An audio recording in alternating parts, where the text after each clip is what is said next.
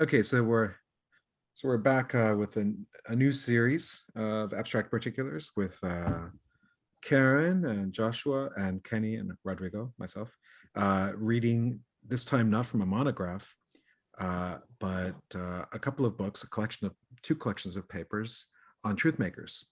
The first one edited by E.J. Lowe called Truth and Truthmaking. I think it's 2009, and the other one edited by Helen Beebe called Truthmakers, which is a few years earlier. And we're just going to hop around picking papers, trying to figure out what truth makers are about. Uh, and since this is the first in a series, then I want to take a moment just to describe what this project is, what it is that we think we're doing. Basically, we'd like to function as if we were running a seminar, where we all come prepared by having read in advance, and by we I mean not just the four of us, but our audience as well. So we encourage you to get the books and read along with us. And our audience is minuscule, so if you want to reach out and talk to us on Twitter, maybe even join us for one of the conversations here, please do. Or on Clubhouse. We're all on Clubhouse, or at least I and Kenny are. The others are reluctantly on Clubhouse, but are not convinced that this is going anywhere. Anyway, the point is just to do philosophy by teaching ourselves rather than doing expositions. The result is that we have these really long recordings that nobody in their right mind would listen to learn, unless you really are reading the book, in which case reading the book will take you longer than watching the video, I hope. Okay, so with that out of the way, we started on chapter 3 of E.J. Lowe's collection, a paper with multiple authors, Kevin Mulligan, Peter Simons, and Barry Smith. And the paper is called Truthmakers. I think it was Josh that picked this one, and I'm glad you did. So we're going to talk about this, and we'll do one paper a week. I'll start with, actually, since I already gave an intro to the group, why don't I give my content introduction last? Josh, why don't you give a content introduction? Yeah, so why I picked this out in the preface, it's mentioned as the seminal paper for sort of naming truth makers.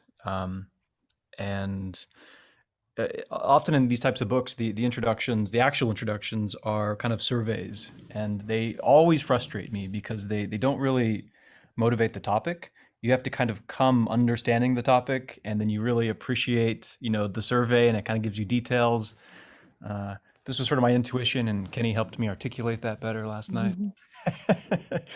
But no, I found that I just read the first few pages of this, and I found that it just really motivated the topic. I understood where they're coming from, what they were after, and it just sort of clicked for me.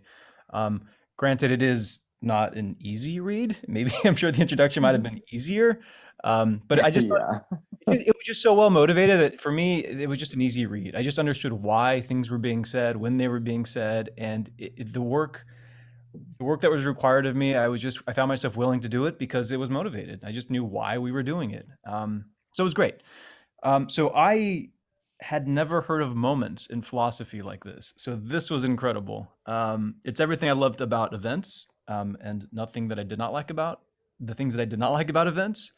So I'm very intrigued, but moments are these aspects of dependent existence of things, like the smile on a face, maybe the anger in someone's voice, anything that you can refer to that isn't an independent existing object is a moment. And what's incredible is that these are taken to be causally efficacious things that factor into mental content, factor into really anything, any sort of referring. I mean, there's a lot here, and I actually wanted to hear a lot more about that. So now I have more things to look into. Never ends. There's always some thread to pull on. But then with the sort of establishment of the history of using moments and how it sort of developed through like Brentano and Husserl, and how it's sort of evolved. With that, how then can you sort of recover a correspondence theory of truth that Tarski and I guess the whole analytic tradition of philosophy sort of gave up on in search of just more of a formalistic, semantic, account of truth? And so this is amazing. I love this type of metaphysics. So I found this incredibly exciting. Like it's just, just to say like snow is white if and only if snow is white, without without the I think the parentheses. word I'm just was like, bloodless, oh, right? Mhm. what? Bloodless. It was bloodless. Bloodless. Bloodless, yeah. Bloodless. Loved that. Loved it. Yeah, Yeah. that was pretty incredible. Yeah. Yeah. So I mean, there's just so much meat here. And I loved that they were actually saying something about things. I loved that. I think the one thing that really stood out to me, and I've only had an intuition about it. And so it was really nice to see it in a paper, but it was the, what do they call it? The dogma of logical form. Is that what it was called? Yeah. Mhm. Yeah. Yeah, the dogma of logical form. Yeah. So this idea that there must be this perfect parallelism between ontological complexity, the way things are in the world, and logical complexity, the way that we refer to things, the way that we semantically analyze our sentences. That there must be this sort of isomorphic relationship. Complexity must match complexity, and they just throw that out. They say that's just not the case. That this is just sort of this idea of perfect parallelism. It's the misery of logical atomism, leading Russell to a metaphysics of sense data and Wittgenstein to a super experiential simples. I love this because it's all of this like bad smell of analytic philosophy, right? This whole like you never see the world, you see sense data, and it's all this stuff that I already see some frowns. But I very much like this idea that we, our language and our perceptions are of the world, and they're not necessarily easily cashed out in terms of objects, of things, but of aspects of things, of slices of aspects of the world, and maybe event talk can get you pretty far, but I've always found it slightly dissatisfying because I'm not really sure how to make sense of everything just is an event, like objects are events and events are events and things are I don't know. But this moment metaphysics is very interesting to me. Unfortunately, I don't think there was enough said here for me to be all in on it, but it's certainly enough to motivate a greater research project for me. But yeah, that's a long intro, but That's a great start. Karen, what do you think? Yeah, no, I share the excitement about this, and I was very excited when I read that, and I thought, well, maybe abstract particulars weren't just moments, and I was wondering if tropes also are just kind of moments. So it, yeah, I had lots of questions about this, and is as Joshua was saying, moments can bear causal relationships to each other, but are instances of causation also moments? And that made me excited because one of the things that they said that I thought was most interesting is that we have, perceptual access to moments. You can see moments, right? You can see the smile on someone's face. You can see. So if causation or instances of causation are moments, then Hume was wrong. You see the billiard ball move the other billiard ball, right? Like there are a few things like there, and that's kind of my intuition. I think I was saying this at one of the other philosophy groups. No, there are a few things we see as clearly as causation. Actually, it's like one of the things that we encounter in the world more directly than anything, perceptually.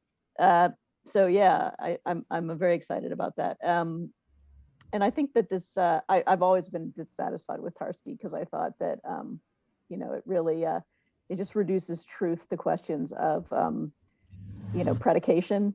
Snow is white means that, snow is, is something that falls under the predicate white. And as they sort of very aptly put it, which just means, what does that mean? Well, it basically means that if you say snow is white, it's true, right? So you're defining truth with appeal to truth, and you're not really getting very far. And you kind of read Tarski and you think, yeah, no, you're not really getting very far.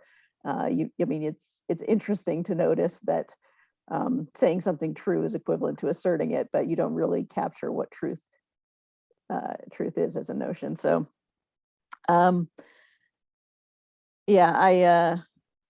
interested in this idea of truth makers and moments. And I agree that I'm not sure that I have enough understanding of what they are to sign up completely,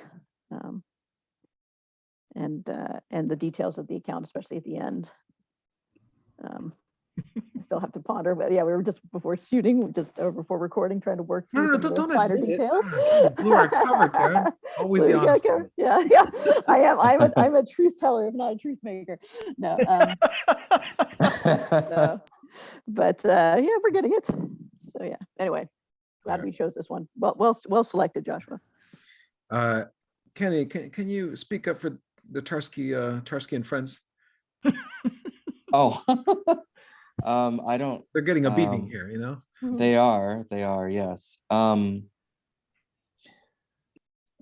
Well, I'm not sure I can, actually. I also never found Ramsey and Tarsky fully satisfying, but not because, but honestly, it was not because I was thinking that there needed to be some sort of thicker metaphysics of truth that I was just necessarily looking for, but because, like Hartree Field points out, in his article on Tarski, and was pointed out by other people as well, there's a sense in which Tarski's theory reduces the truth predicate, in a language to this sort of formal construction. It doesn't seem to quite bring out the full extent of the fact that truth is a semantic notion. But the truth-making article, and the truth-making literature in general, is trying to get at some inadequacy of deflationary theories, but sort of from the other side, less concerned with understanding the meaning of truth itself in terms of reference or other psychosemantic powers or features, and instead it's focusing on what accounts for when we say that something is true, how to explain that in a way which reveals the objectivity of the statement to us, or something like that. And I think this is important, but I'm always skeptical in these metaphysical contexts, actually, for exactly the reason that the authors point out about the dogma of logical form. I'm always skeptical that any particular metaphysics is going to be something that can be easily argued for independent of its relation to the logical form of the statements which express that structure. So yeah, I don't know. Anyways, as we get into it, I'll try to bring up those concerns. But yeah, I don't know. I'm still sort of figuring out how to fit the concerns of this paper into my wider philosophical development. Okay.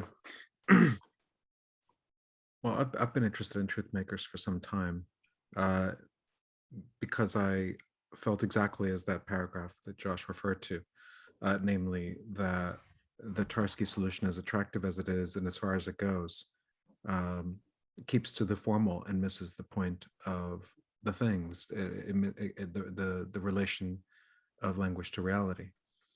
Yeah, at the heart of truth. And I also have grown disaffected by the philosophy of truth and the constant, well, I shouldn't put it that way, in the arguments for and against correspondence, coherence, deflation, and all the other theories of truth. Whereas I just want to focus on correspondence. I mean, right or wrong, I just want to know how it's supposed to work, because the arguments against correspondence very often are not so much substantive as desperate.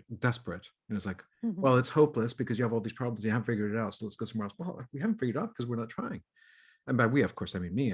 So really, we just need to move. I need to move over to where people are trying, and that happens to be not the philosophy of truth, but the philosophy of truth makers. And here we are. So that's what's exciting about it to me. But now, having read through it, I don't know what I'm getting myself into. I don't have the reservations they have for the most part, nor do I find their solutions especially illuminating. But what I do appreciate is the laying out of the program, of the specific problems, of the options, and of the commitment to its solution, and that I share. In particular, I share wanting to identify truth makers as distinct from truth bearers, to do so for a variety of sentences, but with a focus not so much on the odd sentences, but on the simple atomic ones, and then just simple truth functional variations, plus quantification. I don't want to worry about modality and all the rest. I think that will shake out once we get the hang of the basic cases. But in the actual process, I don't know. I thought it tickled me that everything comes down to moments, in that I couldn't help but read that as abstract particulars and tropes. That's a total coincidence, everyone. In truth, when I think of abstract particulars, I think of the four of us. I don't think of any metaphysics at all, and I'm very much undecided as to whether that is a good move to make in metaphysics. But I'm open to it.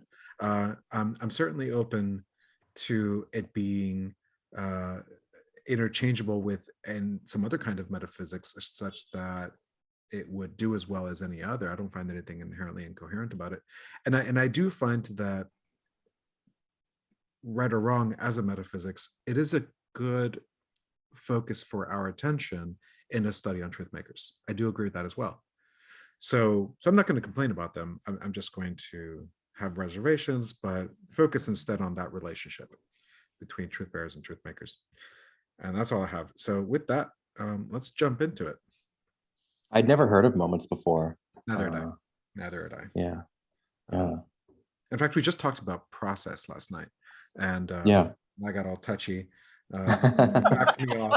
You backed me off from my shotgun. I forgot exactly how you did it. It's something about reduction, but this made me think of it again because I heard, I don't remember what you said because I was two drinks in, but maybe it was three. But I think it was three. What I vaguely remember is that if processes are distinct from durations, then if you can't reduce processes to durations, then that's the distinction. Well, if durations are anything like moments or like events, then that's interesting. Well, part of what's confusing is that last night we were talking about moments in a different sense, in the sense of like momentary events with, at a single time. Yeah, no, and it's not exactly the same. So moments in that discussion is closer to what here is, or rather what Josh is referring to as events, which is still lacking in what will give you the differentiation between something like Robert smiling and Robert's smile, right? So, okay. So we begin with the observation that many people have noticed the need for something like truth makers, and there's a variety of terminology, but he's going to keep it neutral and simple by focusing on the truth maker terminology, intending to be as neutral as possible.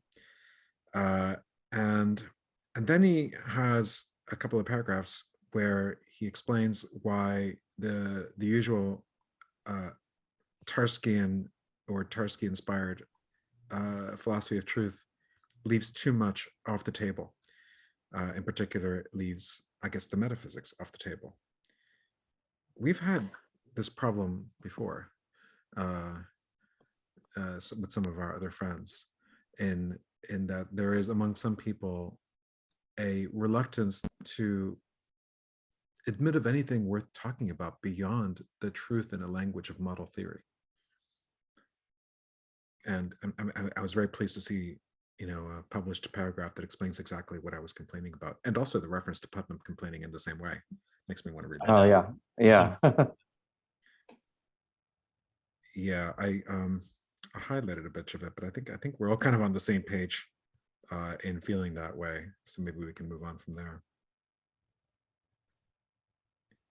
It's worth reading that the pregnant quote by Wittgenstein. He says, "My fundamental idea is that the logical constants do not represent, that the logic of facts does not allow of representation." If pregnant means not yet born, I definitely relate because I don't know what is said there. Mhm.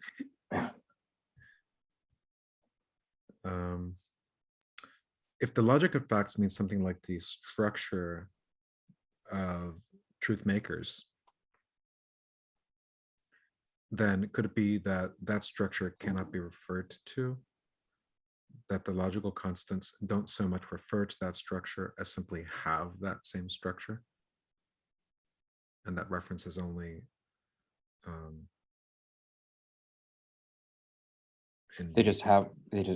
is only in the terms, not atomic, the terms, the terms. Yeah, I think that's right. This is part of where isn't this related to the distinction between saying and showing or something? It's like the terms say, but the logical constants oh yeah, no, that would make sense. Yeah, that's probably show. Yeah. absolutely. Mhm. So then we come to moments. I loved his little story from Robert Musil. Oh yeah. Oh yeah, that was good. A narrative told just as a list of moments. It's worth reading out loud. A depression over the Atlantic, an area of high pressure over Russia, patches of pedestrian bustle, the pace of Vienna, a skidding, an abrupt braking, a traffic accident, the carelessness of a pedestrian, the gesticulations of the lorry driver, the grayness of his face, the prompt arrival of the ambulance, its shrill whistle, the cleanliness of its interior, the lifting of the accident victim into the ambulance. Yeah. So those are all moments. Yeah. Do you want to say something, Josh, about how these are not events? Well, I have two things to say here. So, okay, one about the events, because it isn't clear that many of these have any duration or a beginning or an end. But the other, what I guess kind of bothered me the most about this is, well, yeah, he even says it might at first seem strange to admit expressions like A's carelessness or B's cleanliness as referring expressions at all. I mean, this is something that has bugged me a lot, and I don't have a drink, but I'm going to say fodder. And like a language of thought, it has always I got sort of bothered me how we might get, bottle. we might get tokenings of concepts like cleanliness or carelessness, or certainly any sort of normative concept where it's like a judgment about something. And I mean, I tend to be a perceptual realist about things, but it seems like there are limits to even that. But on this moment theory, anything that you can perceive can be a moment, and moments are causally efficacious. So I have a lot of questions about this, and they don't really go into it enough. But I guess I am a little curious about, the carelessness of a pedestrian. That one Mhm. still kind of bugs me a bit.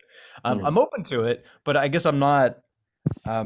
That's definitely where I'm having some issues with this moment metaphysics, and I would like to learn more. Mhm. Like, does this entail like a sort of hyper realism about intentional states? Is it like Oh, I there don't. really is? It's not. I mean, problems of mind, or for the philosophy of mind, I think, if those problems aren't resolved, then there aren't such moments. But I definitely Well, see but why? the But why? carelessness Wait, of what do you? pedestrians, though. Are you? I think that's one that you do perceive quite directly. Yeah, no, I Yeah, so like it. Yeah. yeah.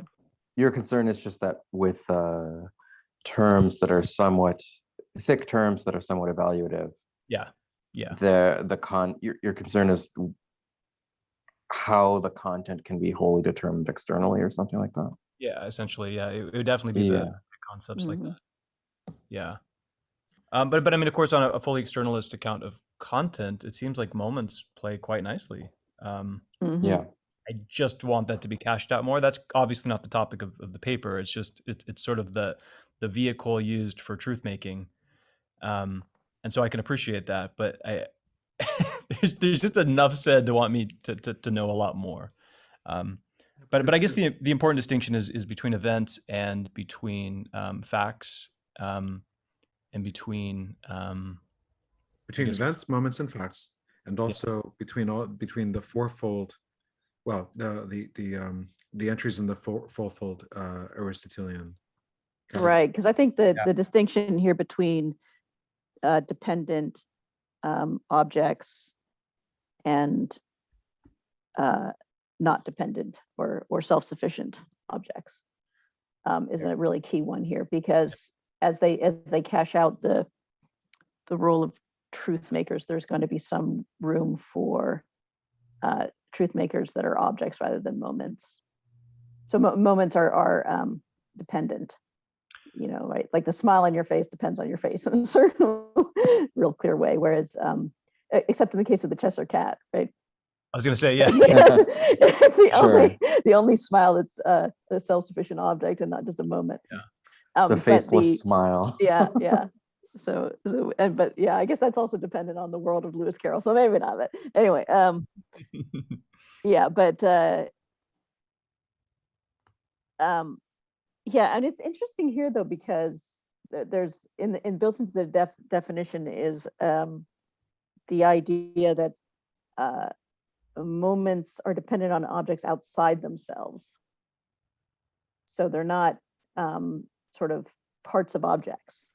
They're not. That's right. Right. Yeah. And that's kind of interesting. So it's not like my smile is part of my face. It's dependent on my face, but which is a little bit odd to think. But, So I mean that's kind of where the abstract particular thing kind of breaks down a bit, right? Because I think concrete particulars have as parts tropes, right? They're bundles of tropes, so that they might break down. right. Well, it depends on your theory of particulars, right? Sure. I mean, some people who think that sorry, what I'm saying, what I meant was depending on how you think individuals are constituted, it may or may not be that way. But I mean specifically, a moment can be something with this necessitation relationship that isn't a part, but that doesn't seem to be how. Yeah, because the abstracting in the abstract particulars is that you abstract away. So you talk about my smile as a trope, right? As an abstract particular, it's because you're abstracting away from other parts of me to just focus on my smile, and so it's a sort of a process of abstraction away from a lot of other things that get you to the smile. But that does imply that if it's part of that it could be part of a concrete, right? Which is all of the tropes that make up me, including my smile and my, Well, my all I'm saying is that it may not be the case that the whiteness of this pencil need be thought of as a part of the pencil in order for the concrete object to have that trope. So it just I guess the question is just whether or not a bundle theory is required if you are a trope theorist or not, or whether or not you can think about certain kinds of moments as tropes, or maybe not all moments are tropes, but I don't know. Yeah. So it comes down to what your analysis of bundle, basically. Is it like? I think we should just read this as being Aristotelian, and trope theory as being different from Aristotle's breakdown, because it quotes right after the graph. It says, in Aristotle's words, it cannot, the individual accident, which is what we're talking about. Those are right. The individual accident, to use Aristotle's words, cannot exist separately from what it is in, and this being in is not the ordinary part-whole relation, for the parts of a substance are themselves substances, where the entities in a substance are its individual accidents. So I think the idea is that the whiteness is not a part of the pen, in the sense that in the way that the pen can exist independently of other things, parts of the pen, like the cap, can also exist independently of other things, but the whiteness of the pen can't exist independently of the rest of the pen. Right, right. Right. So you might think of part here being a part that can be broken off. Right. The whiteness of the pen can't be broken off. Right. Now, I don't know what response that would generate from the trope theorist, but what do I know? Yeah, I'm not Yeah, sure. right. There is that footnote though. Maybe it's 8, where he says the Aristotle sense of "in" is probably not quite accurate, but "of" would be better. So the whiteness of a pen rather than in a pen. So it's Yeah, but now we're just playing interpretation. With Aristotle. Like, I don't think it's really going to matter for a theory of truth making, but it certainly will matter for a theory of abstract particulars. And by the way, let's just talk about this graph because I want to know whether abstraction even enters into it. The word doesn't occur in this restatement of Aristotle's categories, but let's just spell it out. So categories give us substances and then everything that isn't a substance. We have a fourfold distinction. On the vertical axis, we have that which is said of a subject and that which is not said of a subject. So what is said of a subject would be what we call predicates. What is not said of a subject would be, I suppose, the subjects. Yeah, right. Yeah. The subject predicate distinction, right? So, so the pen is the subject. It's being white. Is that right? No, that's not right. The whiteness is said of the pen. Yeah. Penness actually is said of the pen. And then on the horizontal axis, we have being in a subject and not being in a subject. And this is the thing we were just talking about. So the pen is not in a subject. It is the subject, right? But the whiteness of the pen is in a subject. It is in the pen for Aristotle. And the way the vertical axis is described is as universals versus particulars, also alternatively generals versus individuals. That I'm comfortable with. I've never quite known if there's a difference between universals and generals and particulars and individuals, but I take there not to be. And then the other axis is that between substantial and accidental. Now that's plainly very Aristotelian language. I'm not even sure it's really used outside of Aristotelian metaphysics. But what I'm asking all of you, and maybe you don't have the answer, but is whether substantial versus accidental comes to the same thing as concrete versus abstraction, abstract versus concrete. I want to say yes, only because then I can say that the individual accidents are the tropes and abstract particulars, because that's the name of the show. But that's not a good motivation. I mean, not really. It's a little bit. It's a pragmatic justification. But what do you think? Right. Well, concrete? yeah. I'm leaning against, but on the other hand, I don't want a sixfold. An eightfold. Oh, yeah, right. Yeah.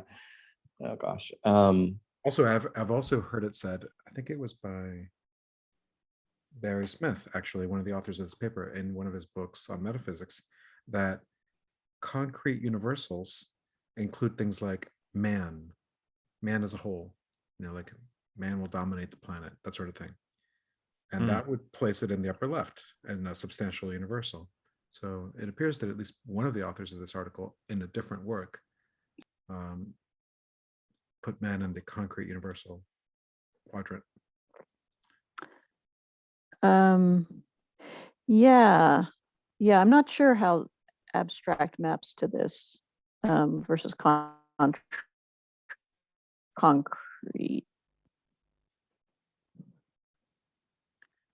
Anyway, we can show. I just wanted to know that the examples match perfectly. I mean, right. There's the right. I'm not sure they do. How do they match perfectly? Whiteness is usually a good example of an abstraction. The individual whiteness is certainly an example given for abstract particulars and for tropes. Similarly, But man, for as tropes, I said. there are no universals. There are only particular abstract white, right? So there, you wouldn't even have this division like this. No, a trope theory doesn't say that there are no universals, only that they're not fundamental, that they're constructed out of the abstract particulars. And other metaphysical systems don't admit that tropes are the only fundamental entity, but instead say that there are fundamental entities in all of these quadrants. But the important thing is only to note that universals are at the top of the vertical axis. Oh man, I thought the Williams paper started out with that the universal particular distinction, and then proposed tropes as an alternative altogether. That any No, instance. no, No, it I think proposes a different way of making fundamental. I think what it does is that most people think that concrete goes with particular and abstract goes with universal. And That's what right. it's questioning is that partnering. So Yes. you can have things that are particular and nonetheless abstract, and you can have things that are presumably, I guess, concrete but universal, maybe, right? Yeah. If like, for example, maybe man is one. So this, here we have clearly the contrast between the universal and the particular. But so I'm not sure where abstract versus concrete would fit into this box, this four. Yeah, it's okay. I was only exploring it because, like I said, Right. the word comes up, I but mean, it's not in the paper, so I'm okay letting it. right. Yeah. I mean, I did write tropes question mark in the margins next to the sentence. If we are prepared to follow Aristotle and many scholastics in accepting that there are particulars standing to many non-substantial predicates as individual substances stand to substantial predicates. So it's sort of suggesting that there are individuals that stand to the predicate whiteness as Socrates stands to the predicate to the substantial predicate man. Right. And that would, I think, be an abstract. That would be a trope. That this individual that stands to the non-substantial predicate of whiteness, Right. would be, I think, the abstract this particular whiteness. The whiteness of the pen. Yeah. Yeah, the whiteness of the pen. Yeah. Also, there's another pragmatic justification for making these identifications, because if it turns out that truth makers are abstract particulars, then it follows that abstract particulars are truth makers, which means that the four of us make truth. So I mean, it's a very good rationale. I mean, it's a very good argument. Right. I'm not sure it's valid. Us and objects.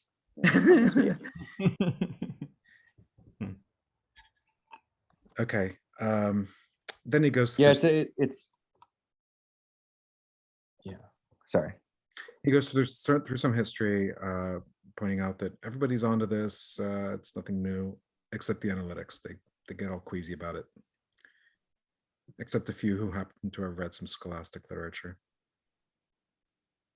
People I hadn't heard of. Stout. Never heard of. Yeah, no, I know there were a couple of people in here I hadn't heard of.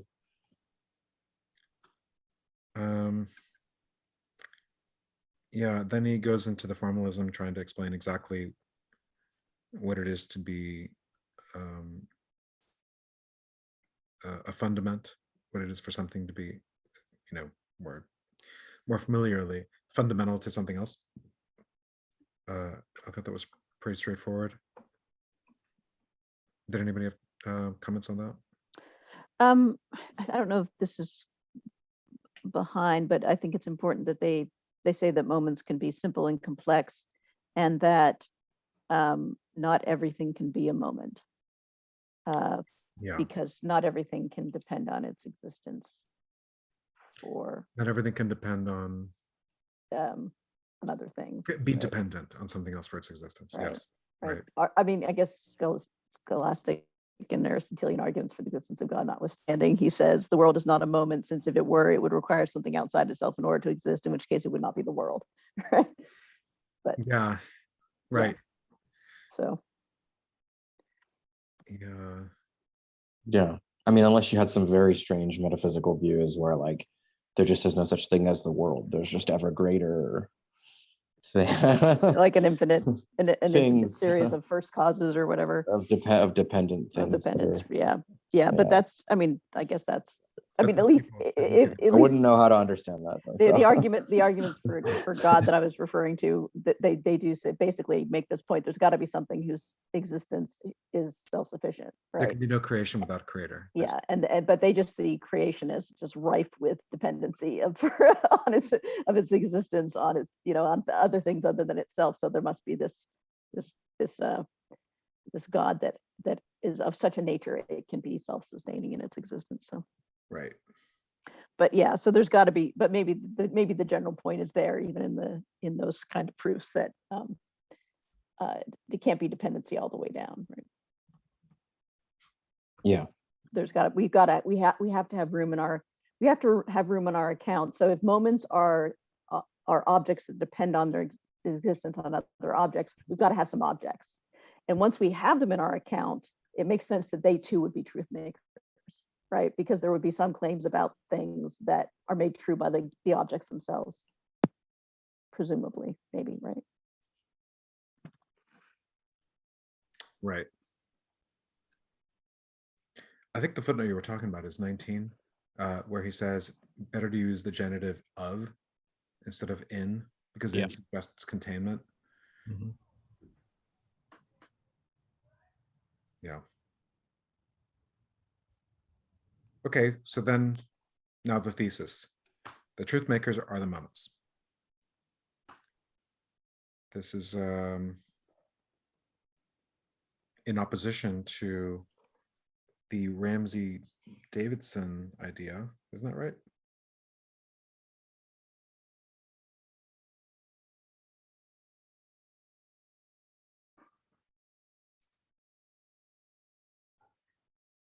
Well, it's in opposition to two ideas. I'm not sure how to organize this, but it's in opposition to the Tarskian that conjunction. And it's also in opposition to the Ramsey-Davidson's events as truth makers idea.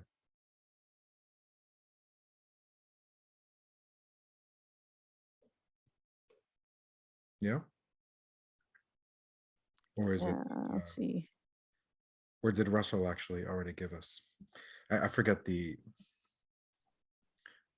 attributions of each view. Yeah, Russell gets into well, he says at least Russell must at least grant some states and events the role of being truth makers.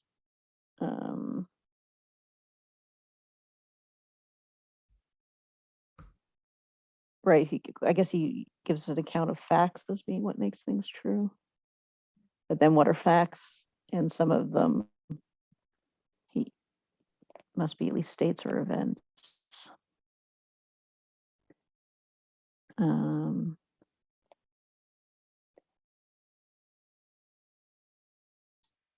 Oh, okay.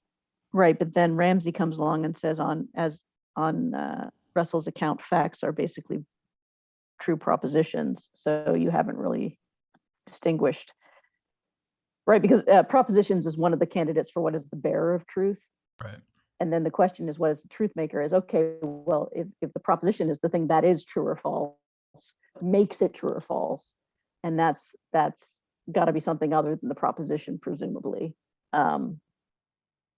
And so if you say it's facts, but then facts turn out to be basically just all the propositions that are true, then you really haven't explained what it is that makes them true, right?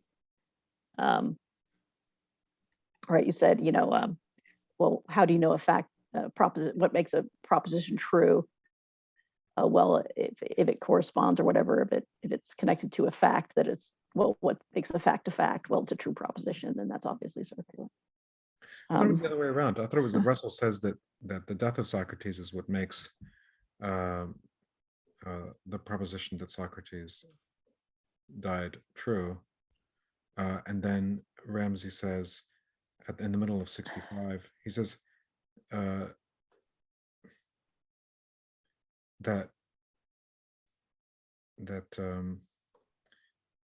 Socrates' death took place in Athens, but we don't say that Socrates' death is true.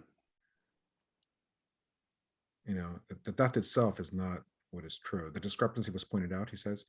It says, by Ramsey, who drew the conclusion that facts are not to be distinguished from true propositions, not to be distinguished.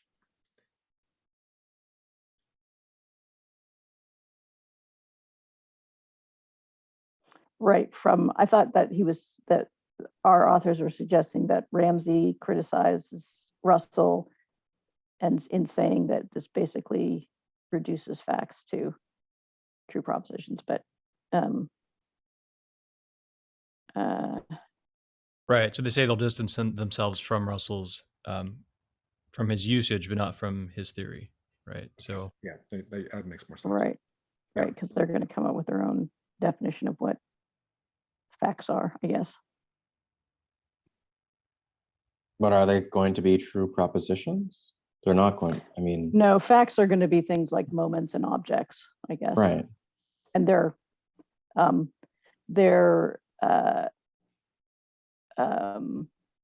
relationships with each other, I guess, right? Because you can have, what are they going to end up calling them? Not sets of them, but manifolds of them, right? So Yeah. manifolds of moments and objects or something. Maybe that's kind of what a fact is on their account. Yeah, it's not completely clear, but they're taking the Wittgensteinian concept of that sort of structure, that the factual structure, as sort of this manifold, right? Mhm.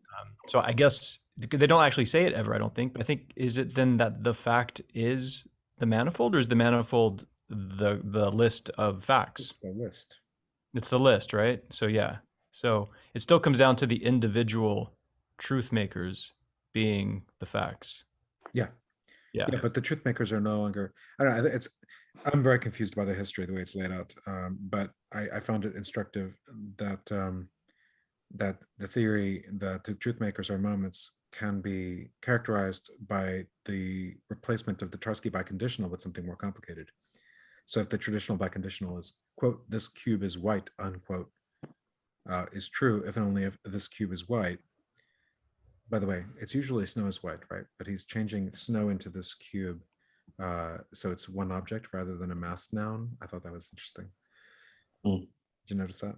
So he replaces that with, if, quote, this cube is white, unquote, is true, then it is true in virtue of the being white of this cube. And if no such whiteness exists, then, quote, this cube is white, unquote, is false. And so because the whiteness in question here is a particular dependent on the cube and not a universal whiteness shared by all white things, its existence does nothing to make sentences about other things being white, either true or false. Right. There's a concern here. This is where I start to depart from the thesis. There's a concern here to seemingly have a mapping, like a bijective mapping from the truth bearers to the truth makers. Why should it matter that whiteness makes this cube is white true and also makes, that wall is white true? Why can't I think it's just yeah, because, why can't a universal be a truth maker, in other words? Yeah, right. mean, I think they're saying we don't have to have a dog in that fight, right? That we could, we on our theory,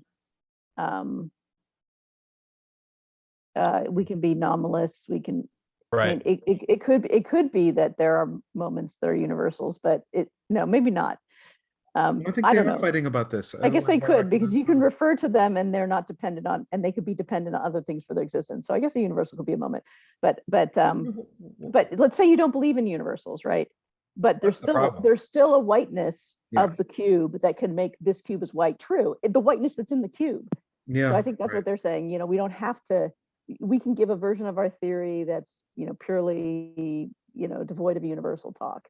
Yeah, but it's not because they don't have a dog in this fight. It's because they're against. They do. So there's sort of two levels here. One is this truth maker, truth bearer relationship that they're arguing for, and they're saying that this was discarded because there wasn't something on the table to serve as this truth making, this entity, right? Well, not exactly. I mean, Well, it is, and then the second level is they're proposing moments as this object, right? That's the thing. So there's two levels here, and they keep saying that it's you don't need to accept moments for this truth maker relationship to work. You might have another account. So there are two things here. No. I mean, I only read it once, but what I remember is that the Tarski sentence simply says nothing about the nature of the truth makers, and is mostly only informative in how to get complex sentences. But the simple ones, it kind of says very little about. But but one reading of an effort, well, one naive effort, let's put it that way, a naive effort to identify an ontology of truth makers would relate the truth of the proposition to, I think there was a paragraph about this somewhere later, to the universal and the object referred, to which the sentence refers. And so in the case of snow is white, it would just be all the snow and all the white things. And if they are so related in the relevant way, then the proposition is true. But yes, you have to admit to universals. You have to admit to the universal of snow, and you have to admit to the universal of white. So I think the attraction to moments here is not having to have the metaphysical view of universals. Yeah, but But of not course that they require universals not to be. No, of existing course or they don't anything like that. require that there not be universals, but it's motivated by not wanting to commit to universals. Otherwise, Yeah. that's the point. Okay. Well, but they are saying, they are maintaining that the truth makers are the moments, and the moments are not universals. Yes. Yeah, of course. Yeah. That's why I'm saying that. Yeah. I'm looking for a motivation other than skepticism about universals for this theory. But maybe if that's the only motivation, that's fine, because I think either theory works. The question will then just be whether you can get abstract particulars without universals. But if you can't, it might count as the same thing. Yeah. Well, I mean, I think it matters because I guess it's not obvious on the face of it anyways, that that universals are going to be harder, to take account of our knowledge of than abstract particulars. Because the issue of, the primary issue, at least one of the primary issues with universals, is the fact that they're abstract, not the fact that they're universal per se, right? Abstract particulars are also abstract. That's what I'm saying. Yeah. No, I'm saying what I'm saying is that I don't know if that's the best if there's any real benefit there. Oh, I see. Yeah. Well, and in passing from an abstraction which is universal to an abstraction which is particular, in either case, you might think that there are epistemological concerns. Well, but the problem might not be with the abstraction, but with the universality of it. Maybe. Yeah. Right. Yeah. Well, and I think that explaining truth with appeal to relationships between particular things and universals that they instantiate creates metaphysical issues of trying to explain the relationship between the universals and the particular. And it might just be that there has to be something in the particular that's making that relationship the case. Yeah. So there is the whiteness that's making it have this relationship with the universal white, right? So what does it mean to partake in, or so, and it might be that there is something in the particular that you could just go to and say, well, that's what's making it the case that the pencil is white. That the thing that is also what makes it the case that it partakes in the universal of whiteness, right? The old, how do you cash out that relationship to a universal problem that led to the third man concern? The third man issue. Yeah. That's right. Yeah, exactly. Right. So they don't have to cash out that partaking in or whatever. They can say, well, it's the whiteness in the very pencil itself that makes it, Yeah. or the cube. I'm sorry, the cube. I think what That we're makes discovering here is it true that the cube is white. why Tarski and friends didn't want to deal with this issue. Yeah, it's true. So I just while I got my annual physical in advance of my trip, I got my hepatitis shot. Ah. But I don't actually know what I was protected from. Was I protected from hepatitis A or from hepatitis B? Yeah, I know I was protected from something, maybe both. Mhm. Did you find this example compelling? I did not at all. This enters into the logical form issue, right? Although he doesn't Yeah. mention dogma just yet. I think that's what leads into it. Yeah, we should In fact, the dogma explain thing's at the this, bottom of the right? same page, so it's immediately after. So what's the problem here? Right. Here it is. We know that viral hepatitis comes in two sorts: acute infectious, or A hepatitis, and homologous serum, or B hepatitis. If the hapless Cyril has both A and B hepatitis simultaneously, then that he has viral hepatitis is made true both by the moment or moments which make it true that he has A hepatitis, and by the moment or moments making it true that he has B hepatitis, though either would have sufficed alone. So the sentence, Cyril has viral hepatitis, has in such circumstances at least two truth makers.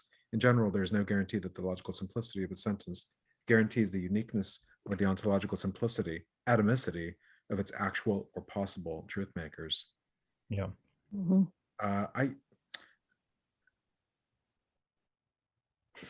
Right, and then the temptation is to say, well, that you just that wasn't actually not really a simple sentence. It was really a hidden complex disjunction. Right. That's a temptation, but I'm not sure it's the temptation of the dogma of logical form, at least as I understood it. I thought the point of logical form was that in any sentence, especially expressed, I mean, this is linguistic philosophy, right? There is a surface form, namely the syntax, maybe even arguably the deep syntax of Chomskyan linguistics, but also a deeper form, which is what underwrites the logical inferences that can be made from it. But that's a different issue from what's being talked about here. What's being talked about here is this idea that that logical form, which I've just outlined, also is the form of reality itself, provided that the sentences are true. But in the world, there's a determinate meaning. You could have A or B, and the particular sentence is indeterminate. So the temptation here is to provide a semantics that makes it determinate, which is to match it with the world, right? So Yeah, but I this think whole sentence must actually be complex. That's the temptation. Well, no? I'm not so tempted. But if I channel our radical formalists in the group who always rally and always sort of promote this way. I have an inner formalist. I was a logical atomist for about 6 months at one point. Well, and I can imagine them saying that this sentence is indeterminate. It's even ambiguous. And so a complete semantics would actually make this a complex statement that maps perfectly to the world, right? That's the way they're going to have their true, final semantics. And they're arguing here that's just the dogma of logical form. To even engage in that project, that's the dogma. Maybe it'll help if I just read the paragraph where he introduces the logical form bit. So in taking this view, we're consciously departing from a dogma that has characterized much of analytic philosophy since its inception, the dogma of logical form. This has many manifestations. One version appears in the Principles of Mathematics, where Russell, whilst on the one hand regarding all complexity as mind independent, nevertheless holds that this same complexity is capable of logical analysis. This idea of a perfect parallelism of logical and ontological complexity is the misery of logical atomism, leading Russell to the metaphysics of sense data and Wittgenstein to super-experiential simples. Here, in contrast, we uphold the independence of ontological from logical complexity. Ontologically complex objects, those having proper parts, are not, for that reason, also in some way logically complex, any more than there is reason to suppose that to every logically complex true sentence that corresponds a non-logically complex entity, which makes it true. I'm having trouble. Look, here's the thing. Like, I think the only reason Russell wants to associate or identify logical and ontological complexity is because everything is constructed out from the phenomenal simples. But when you give up that, in other words, when you give up the acquaintance theory as what grounds the meaning of the atomic sentences, then you give up the identity of the complex of logical and ontological complexity, but you don't give up the idea that there is logical form. So maybe the dogma is not that there is logical form, but just that identity that comes with the phenomenalism of early analytic philosophy. And then the second, more elusive version of the dogma enjoys wider support. Perhaps that's the one that I am included in. It includes the Russell-Wittgenstein position as a special case, but it's not confined to logical atomists. Roughly speaking, it says that if a sentence has or could have more than one truth maker, then it is logically complex. If the sentence appears nevertheless to be simple in form, this complexity is hidden and to be uncovered by process of analysis. Yeah, I accept that in certain respects, but I don't think that as a consequence I would accept that hepatitis is complex, because I think even after the discovery of the two types of hepatitis, jadeite and nephrite, you still have a kind, not a natural kind, that is the union of the two. And that's logically simple in its logical form, even if it is ontologically complex. It is only in, you might say, a final theory with a vocabulary that perfectly matches reality that the two finally come together. But that doesn't get unearthed merely by conceptual analysis. It also depends on the limit of empirical inquiry. I think that's their position ultimately. It is. Right? It is. I know. I just don't see this dogma actually believed by anybody. But I could, easily be wrong. I think it is in the case of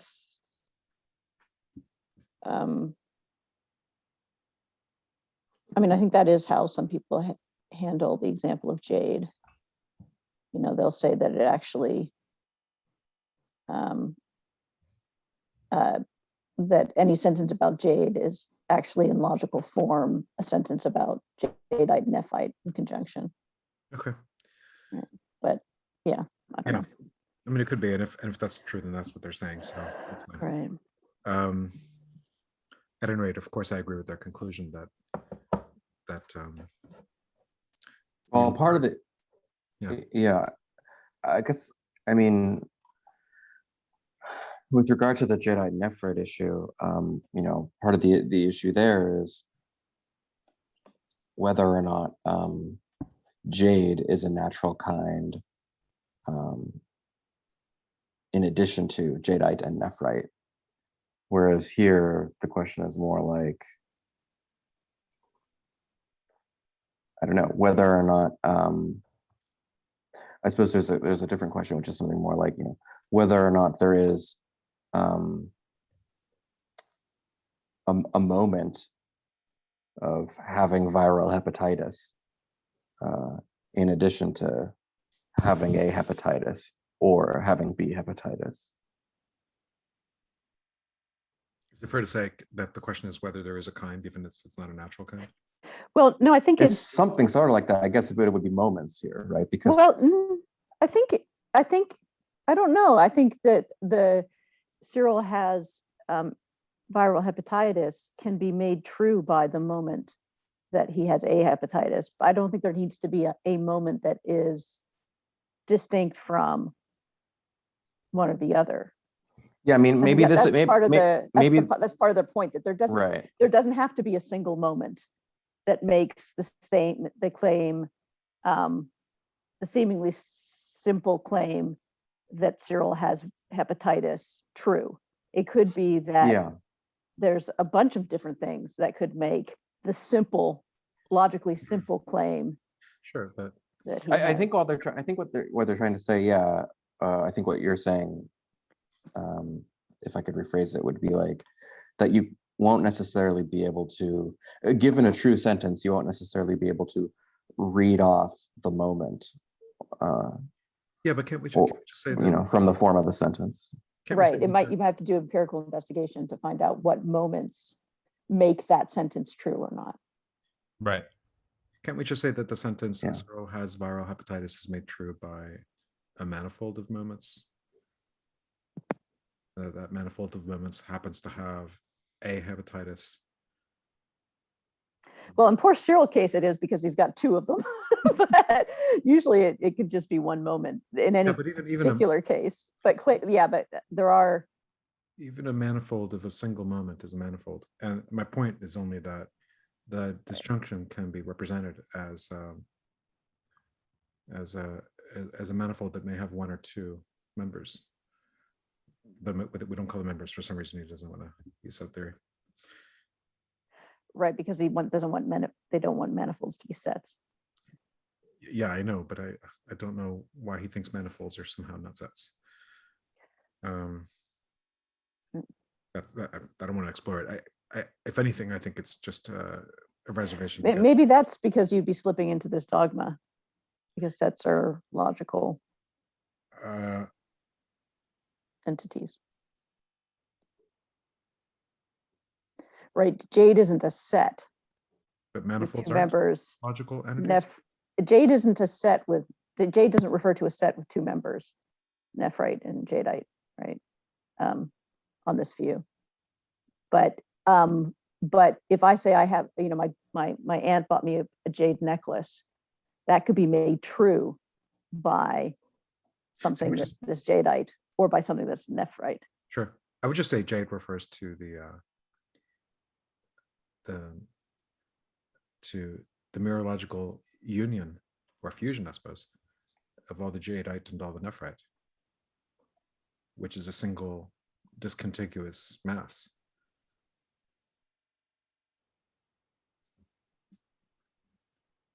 But that's metaphysics. I mean, I don't think it really. This is why I'm a little uneasy about this, because I don't want to have to solve all the problems of metaphysics to settle on a basic truth maker relation. Like I want to be able to say some simple things about the nature of atomic sentences and the relation of that truth maker relation to the truth maker relations of complex sentences, and leave metaphysical issues to the side. With the bookmark saying they have to be resolved, obviously, but I don't want to have to settle on questions of universals or tropes or, God help us, manifolds before we even establish what it is to be true. That doesn't seem in order to me. I don't quite see. Yeah. You don't share that intuition? Sometimes life is hard. The manifold has to do with these complex forms, right? I mean, they still allow for these simple truth maker relationships, right? If you have a simple statement, you have a simple truth maker. It's the moment, right? I mean, it doesn't require this manifold talk. It's just for the, he's sort of exploring these difficulties in these cases where there are more than one truth maker. No, but don't you see that that viral hepatitis is simple, at least on the surface? Yes. And if we need some account of ontological complexity, then we need manifolds to explain the truth makers of that sentence. But those truth makers really are. The ontological complexity is real. Not having the logical complexity relationship there. And that's the point. There really are. Well, but isn't this part of the difficulty, right? Like, I mean, if the ontological complexity there is real, isn't that what it is suggesting to us or tempting us to say that the logical form of viral hepatitis is not well rendered yet? Right. If anything, I'm resisting that temptation by allowing for the ontological complexity to be irrelevant to the simplicity of the logic. Mm-hmm. There's no disjunction in the sentence, not implicitly, obviously not explicitly. Mm-hmm. Sure. Yeah, I mean, that's but their they intuition. right, but they say something which is like, but we believe that the given sentence is indeed logically simple. The sentence Cyril has viral hepatitis.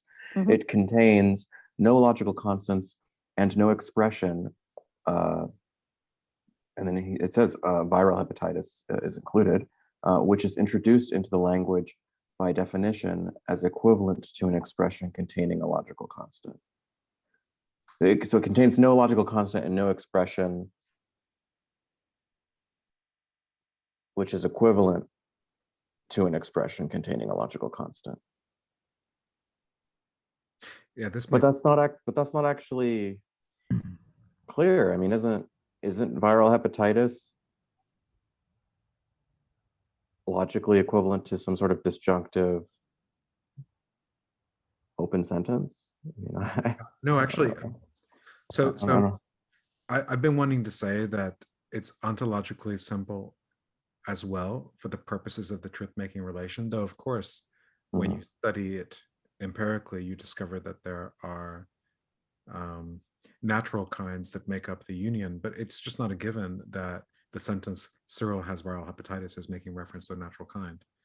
So I don't think that Right. that corrective bears upon the truth-making relation. It bears upon one's study of hepatitis for sure, but I'm not sure it bears on the truth-making relation. But all that aside, if all of this is meant just to say that the complexity of the logic and the complexity of the ontology don't have to match up, yeah, of course. I'm, except for logical atomism, I'm not sure who still holds that view. But you're trying to Well, match I the maybe simple maybe to the simple. So you're still trying to match it, right? Well, but that's for I'm matching it to like the structure of the truth maker that is relevant in the truth making relation is simple, but of course that doesn't mean that it is fundamental, that it doesn't have any internal structure, but that internal structure is irrelevant to the truth making relation. So it's relatively simple. It's simple relative to the truth making relation. You know, for example, if I say there's one moon, Earth has one natural moon. Well, I think the moon there is a simple, but of course that doesn't mean that it's not made of parts. It doesn't mean that it's a fundamental feature of reality. It just means that it's that in its relation to the sentence, the Earth has one natural satellite. There doesn't have to be any additional analysis either in the sentence or in the truth maker.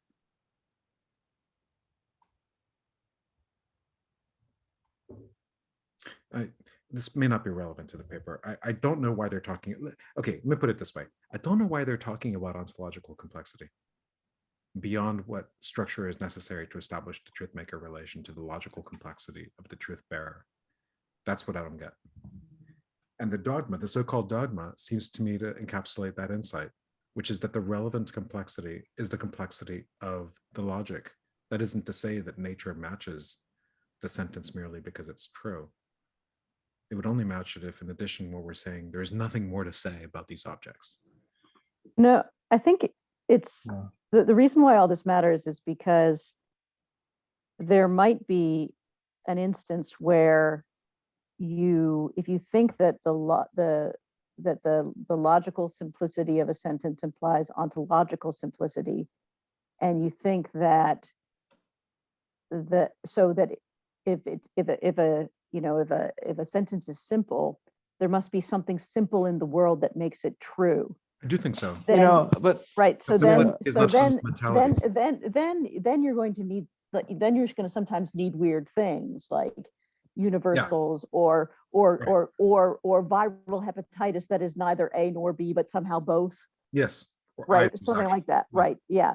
But if you don't need that, if you don't need there to be that relationship between the logical complexity or simplicity and the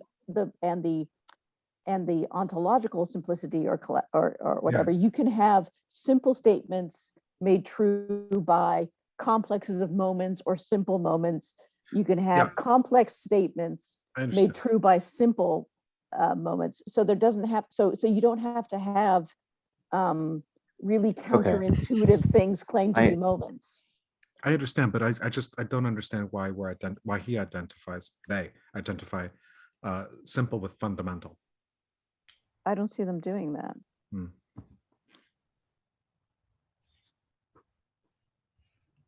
Kenny, what do you think? So I think two things. One, I think that at least as far as Wittgenstein goes, as my memory serves, this in some sense misses the point. It isn't that, yeah, I mean, because he's talking about an ideal language. He's not talking about English or German or Austrian German or whatever. I mean, he's the language of the final science. Right. Yeah. I mean, that does seem to be important. I mean, it may be, it probably ought to be, at least depending on your views about the nature of understanding and explanation and logic and theories and so on, that a final theory would be one in which the logical form of the sentence shows you the ontological structure of the world. But that isn't the same thing as saying that in the process of finding out, we have to have that solved already.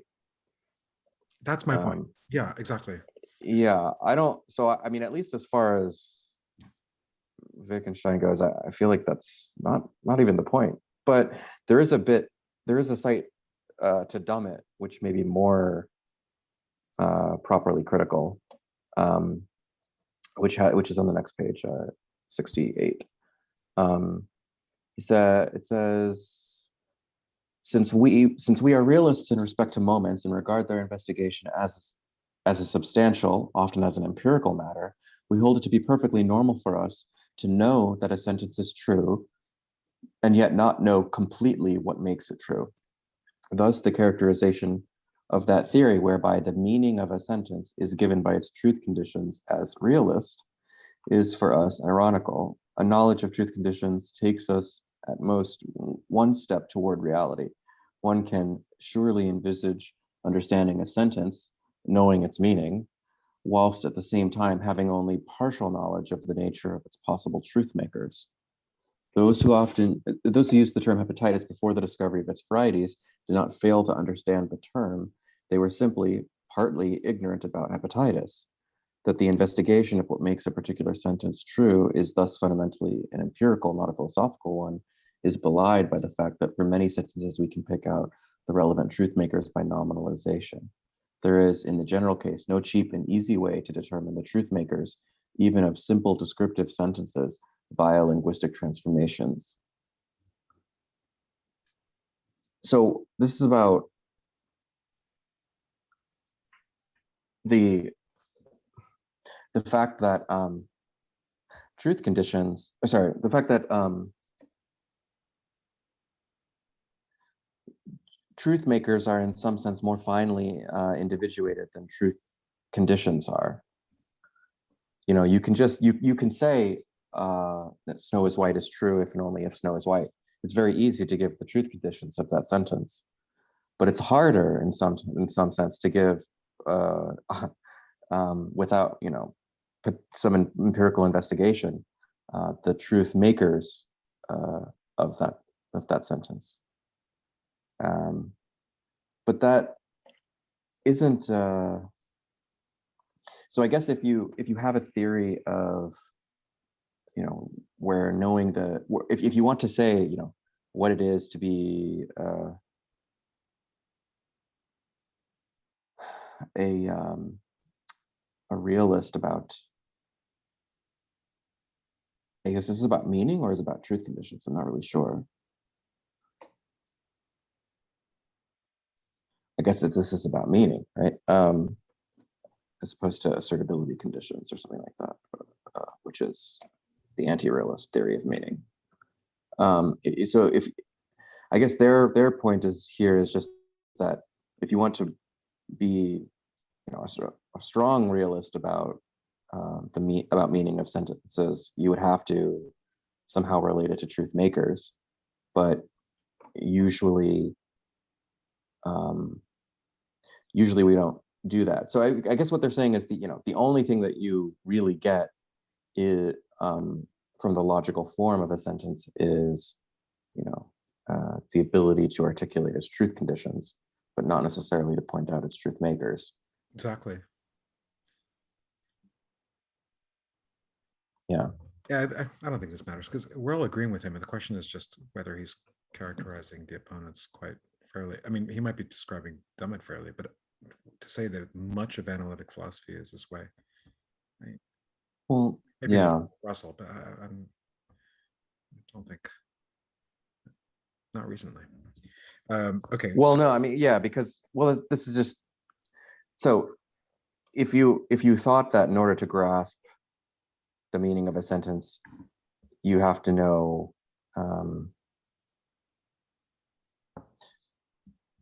it's what structure. what makes it true. Yeah, that would be a much higher bar. Right.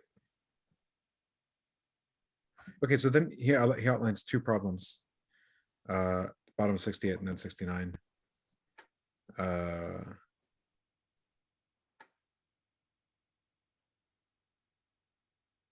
I don't know any trouble with the first one. Well, actually, so I highlighted just the example, the way he puts it at the end. If John makes it true both that John is a man and that John is an animal, and Tibbles likewise makes it true that both Tibbles is a cat and Tibbles is an animal, then there is no non-circular way of accounting via truth makers for the fact that both are animals, but that one is a man and the other a cat. Such an account can be provided if there are moments characteristic of humanity and of felinity, which are both characteristic of animality. This is all supposed to be exploring the issue of whether all truth makers are moments. And so one one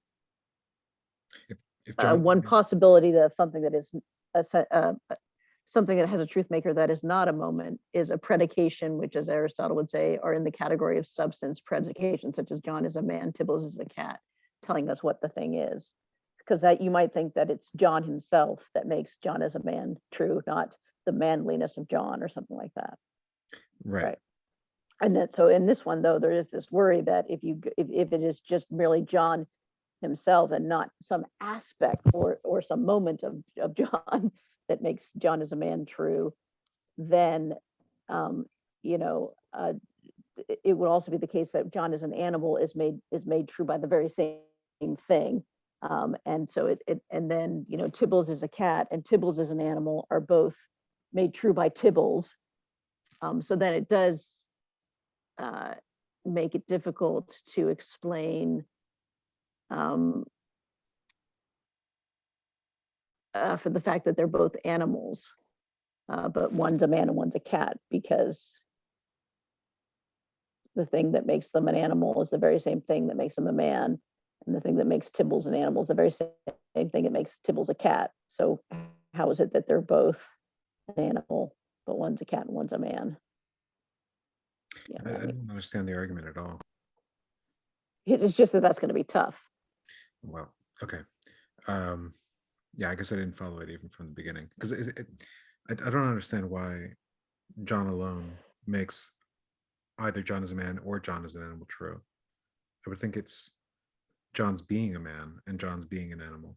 Right. So you're already on board with their position on this one. So the alternative he's considering is that it is the substance that makes it true, not the moment. Is that it? Right. Right. Yeah.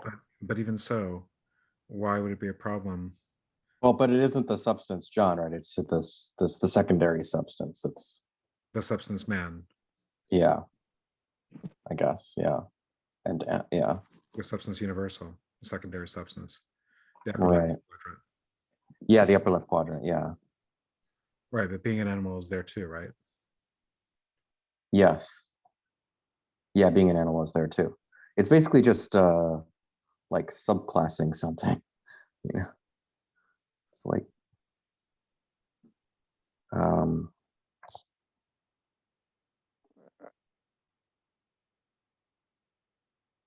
Is it that being a man and being an animal are not categorically alike?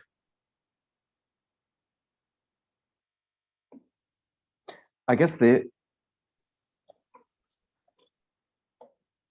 No. It's being a not. man, No, it's first substance. In this case, it's the individual man, right? Not the second substance man. It can't be why? because there's no distinguishing between the cat and the man. So it's if it's just mammal or animal that makes it. Well, there is no distinguishing them as an animal, Right. It's just the Right. just the I individual. think you're right, Josh. It's man is first primary substance. It's the lower left quadrant. The lower left quadrant, not the upper left. Yes. But then animality, isn't that also in the first I quadrant? think that would be upper left. Upper left. Second Wait, substance. why is man? I mean, man is listed in the upper left in No, the that's man as in a the whole, book. not individual. Right. But they make it very clear that Well, no, it. Okay, so that's something that confused me about So the man is in the upper left, but chart. a man is in the lower left. That's right. A man, a cat. Okay, so a man. Okay, so it doesn't. Okay, he was using the authors were using this, but they could have used a. It's just being an individual. The nature of the determinant doesn't matter. Okay. So, but my question is, what goes for man seems to go for animal, unless there's something special about that first category, which I think it might be true for Aristotle. no, the truth makers are objects, right, on their view. Yes. And so they're either moments or they're other Substance. kinds of objects, right? In other words, So they're either right here, bottom right or bottom left. so yeah, so they're either dependent objects or self-sufficient objects, Right. right? So here they're saying, well, what might be a truth maker that is a self-sufficient object in the case of John is a man and Tibbles is a cat. Mhm. And here they're considering that it might be John and Tibbles who are self-sufficient objects, right? And Mhm. so this is particularly considering the idea that what if we try and claim that it is John that makes John is a man true, and Tibbles that makes Tibbles is a cat true, the object Tibbles and the object man. And they say, well, if that's the case, then it's presumably John that makes the statement John is an animal true, and Tibbles that makes the statement Tibbles is an animal true. So now you try and explain what makes the sentence Tibbles and John are both animals true, but also then allows you to make it explain why they're not then both of them a cat and both of But them a again, man, this right? is Because it's the very same thing sure. that is supposed to be the truth maker. But this is only a problem if the truth maker cannot make more than one truth bearer true. Yeah. Right. I don't see Okay. I any see. difficulty with that. No. Right. It's not that it can't make them true. It's just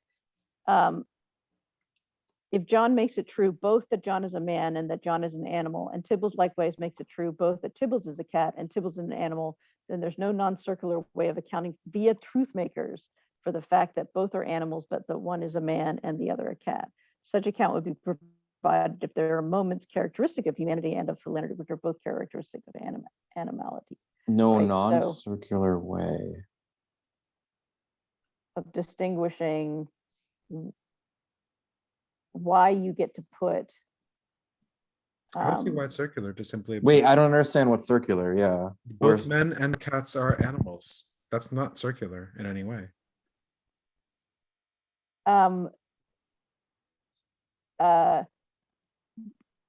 What does it mean to say that Tibbles is an animal in this case? What makes it true that Tibbles is an animal? Well, Tibbles does. Well, no, that it is a cat. And that it is an animal. Presumably, this is sentences of this kind, right? Of predications of Okay. substance. Okay, yes, I was thinking of something else. What makes it true that Tibbles is a animal Is is Tibbles on this account. What makes that sentence true is Tibbles. Right. What makes the sentence Tibbles is a cat true is also Tibbles.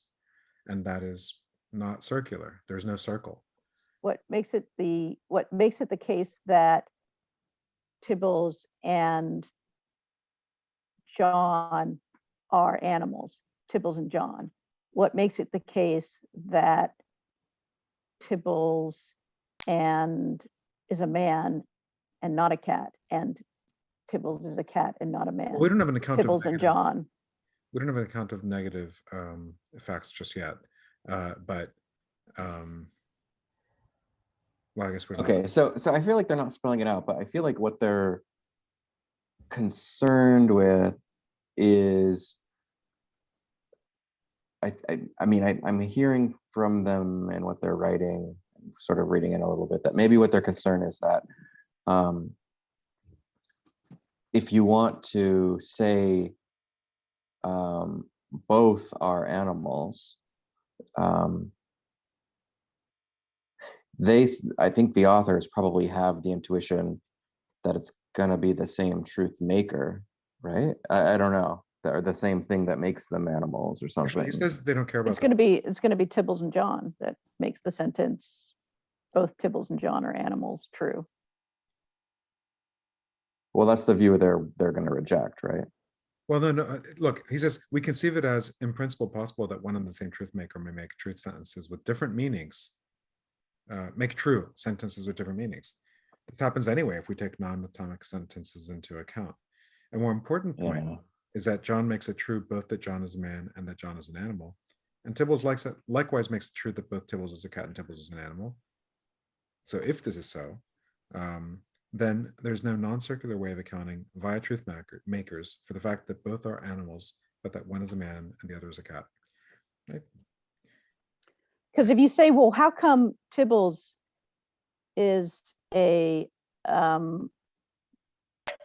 cat and John is a man and they're not the same thing, you'll say, well, Tibbles and John, that's why. And then you say, but how come they're the same thing? They're both animals. Well, Tibbles and John, that's why. Yeah, I don't know. Yeah, I just don't think to say enough. I don't know. Okay. Oh, what they mean, wait, is so what bothers them is to say something like, I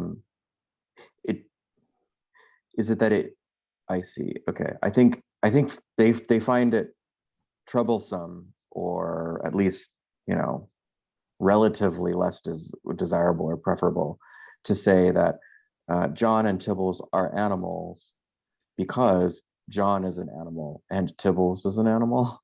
They'd rather say that because John has humanity and Tibbles has femininity or something. Is that what they want to do?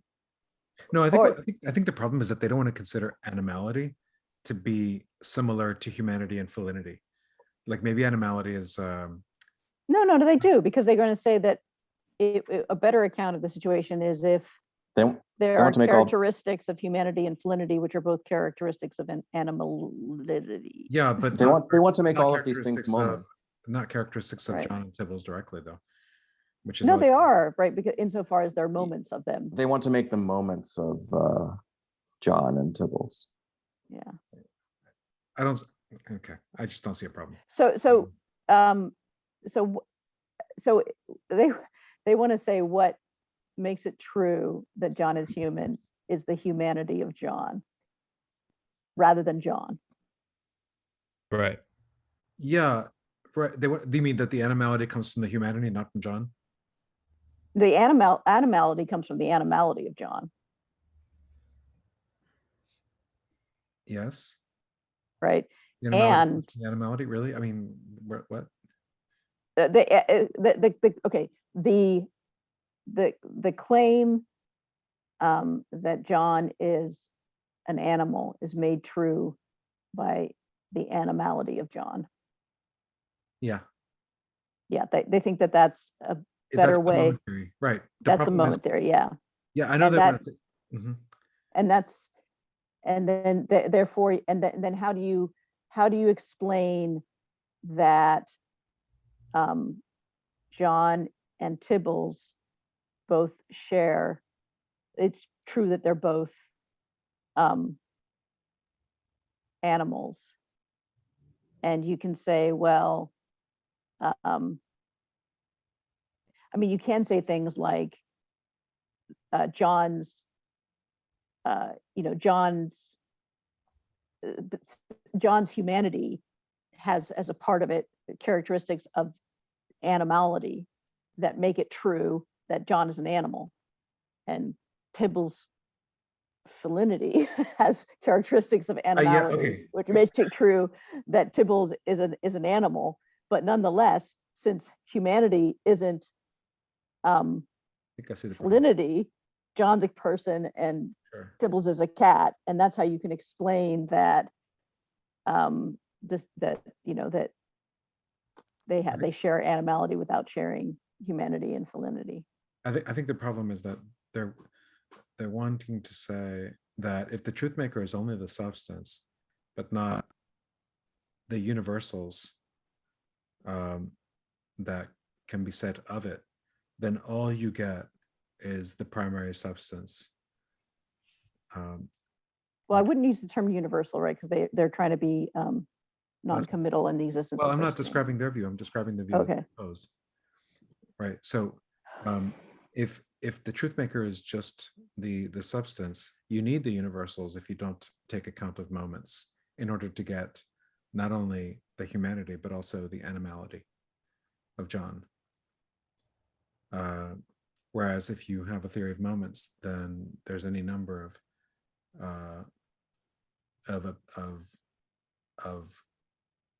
accidents, using the Aristotelian language, of accidents that are in the substance, each of which could be an independent truth maker for distinct sentences.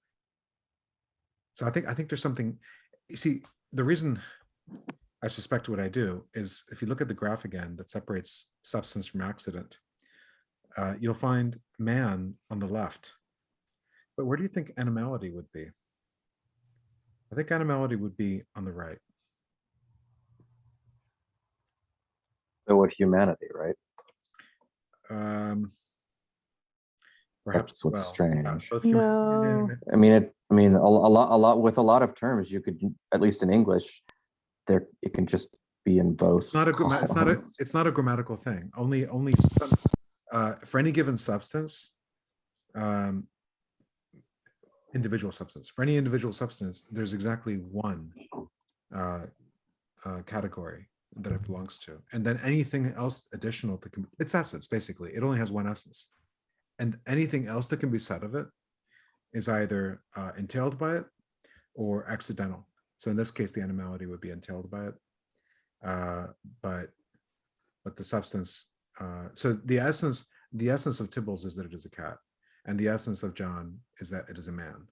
But that they are animals is entailed by their essence, or additionally, the fact that one of them is tall and the other one is furry are accidents.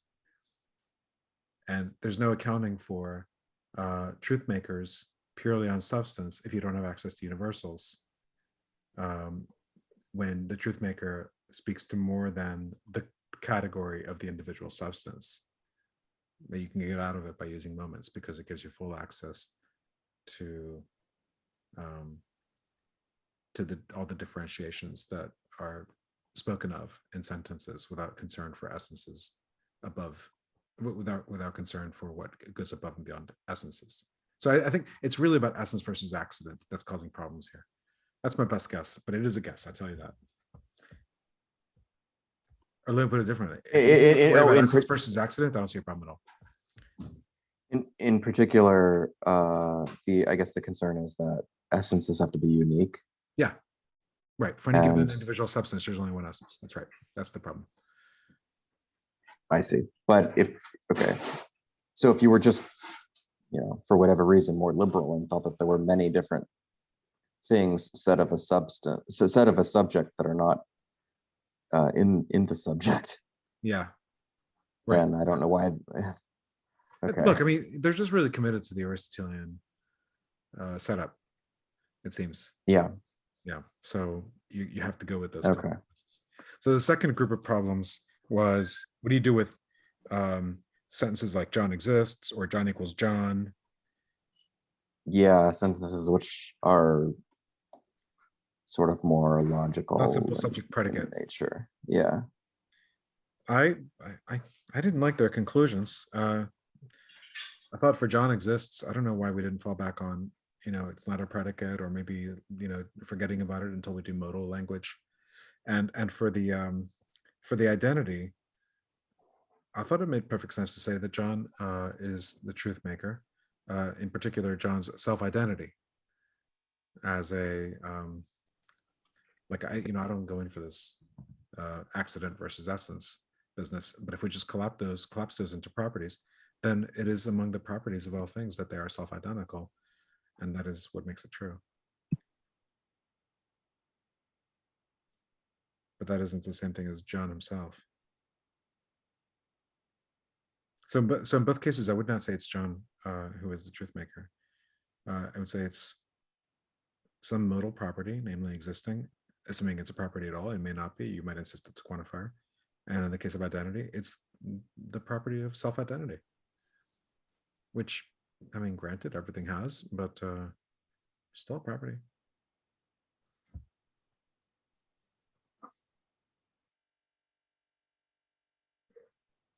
What's the property for?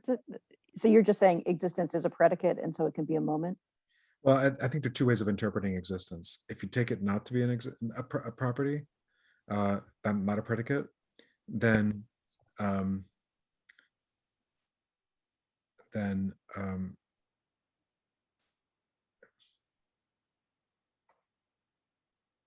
I don't know that there's a way to interpret that sentence without using a modal language, because it's like saying John is not fictional. And if And what makes that true? Presumably, John. Oh, so you have to talk of other worlds and things like that. So yeah, it would be John's relation to the actual world. Okay, so you're saying John. Yeah, so you could, if you have other world talk, you could say. Right. So yeah, so you could avoid their concession that John can make John's exist true by being a possible world realist of some sort. Yeah, right. Yeah. Well, okay. But it doesn't have to be a Lewisian realist. It could be a Stalnaker. Sure. This is not about that issue. And then the other one, the identity. But they also make the point that, look, if you are, if you try and reduce,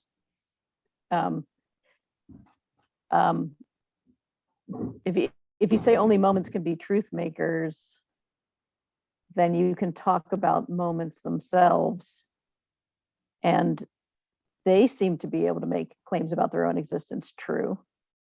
So why can't objects make claims about their own existence true? I think it's the same problem in both cases.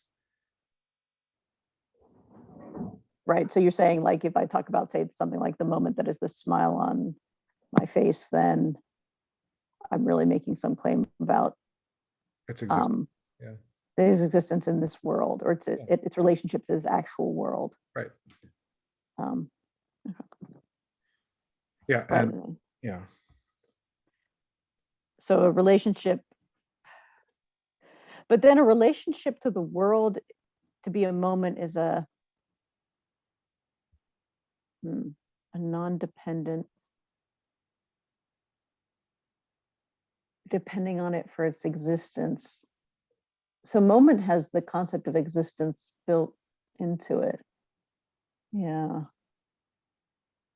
Well, but maybe in the quantification sense. So I think again, existence is a little bit ambiguous. I say a little bit because there's a unity to its senses, so it's ultimately not ambiguous if you have a sufficiently broad understanding of it. But a non-modal understanding of existence is purely quantificational, and I don't think no, it's just, I don't know that it's quantificational. It's just that it's that,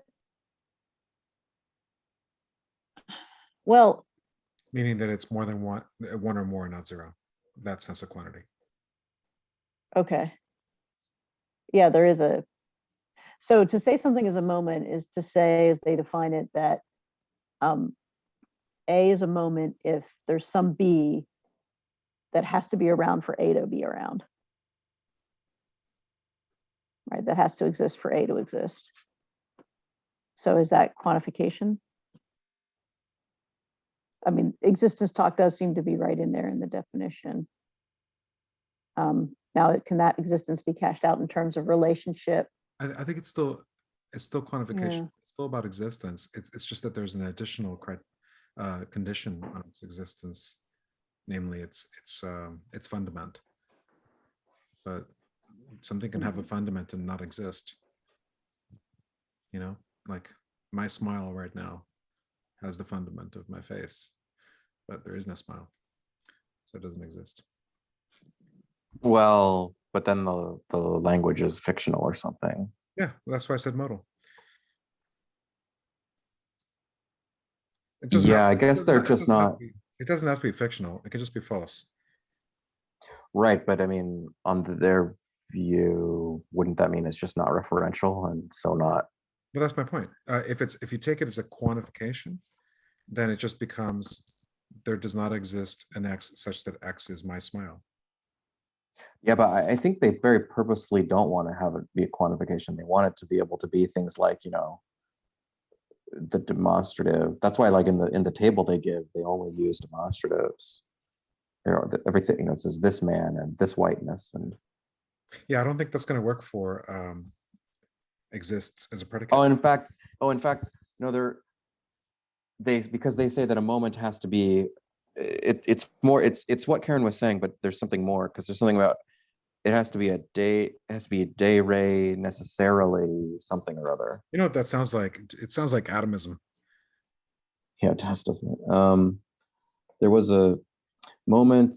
A is a moment if and only if A exists. Oh, so it is built in. It's literally explicitly built in.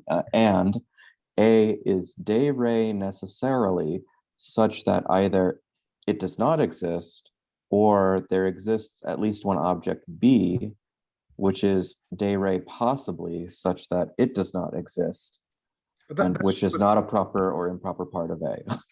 that's just the criterion of what it is to be a moment. Yeah. But you can add to that whether or not it exists.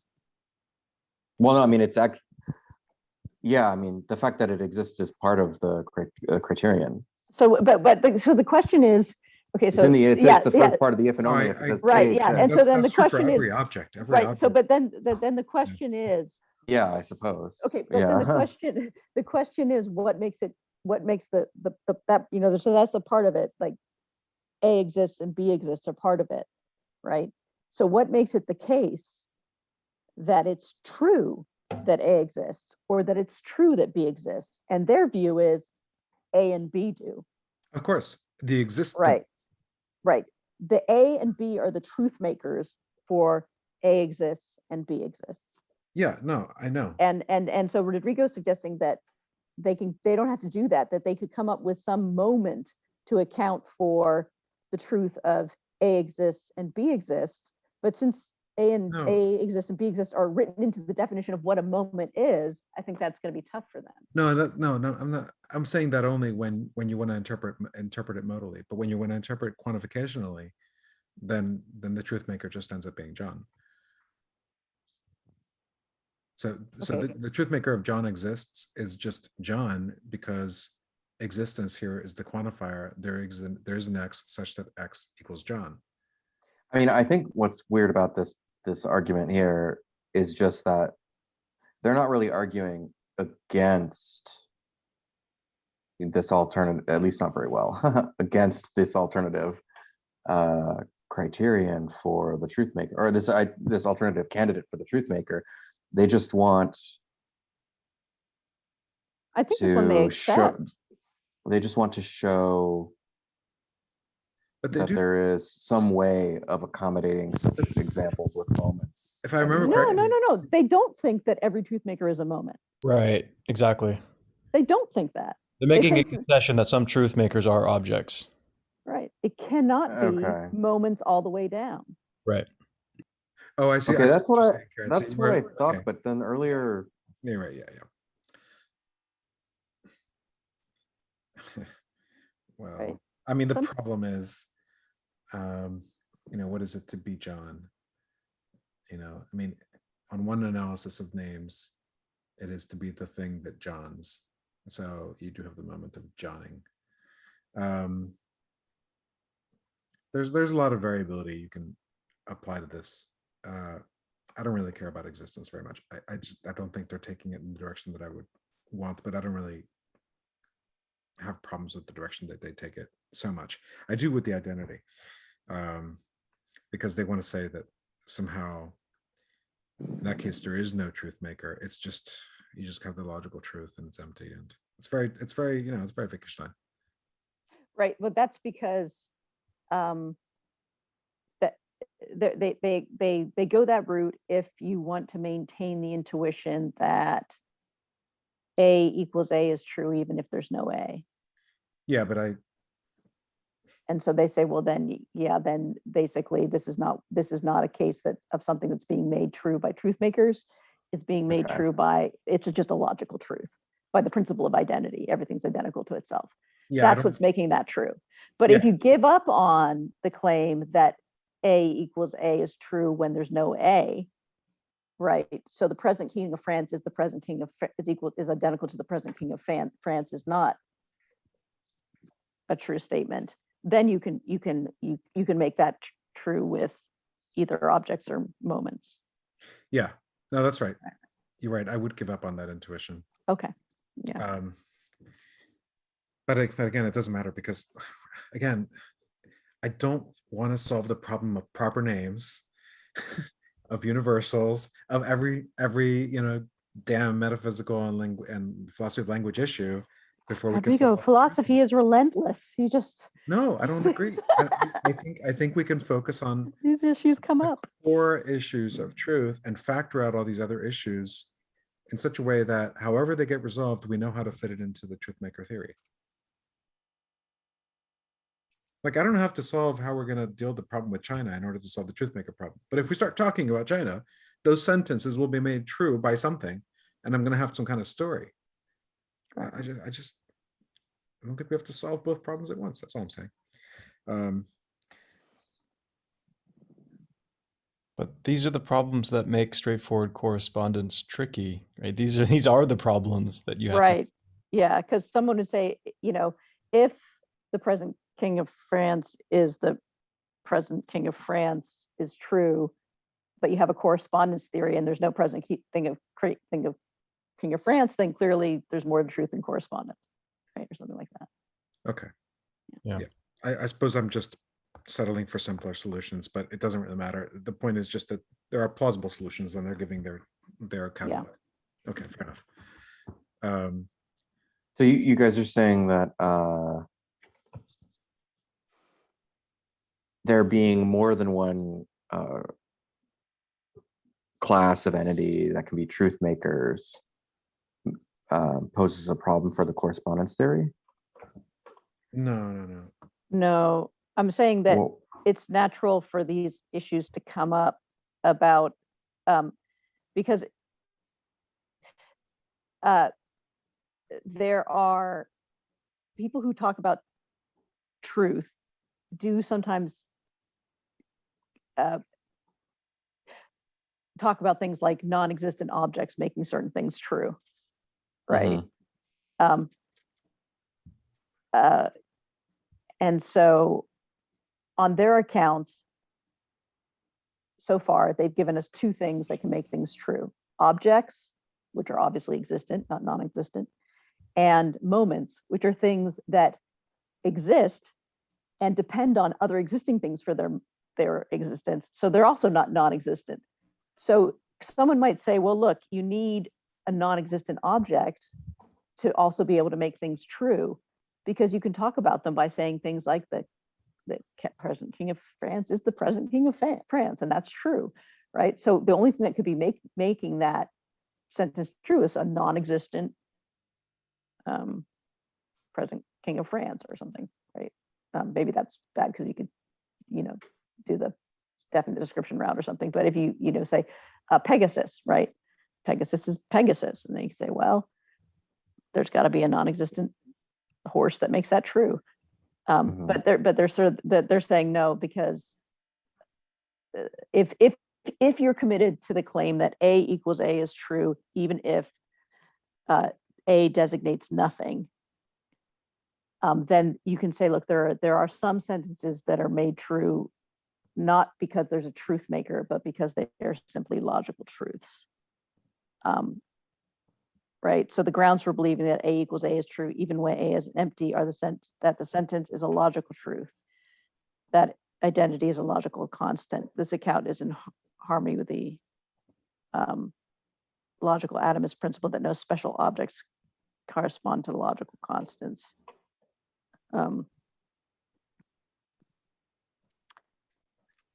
No such Right. logical constants. Yeah.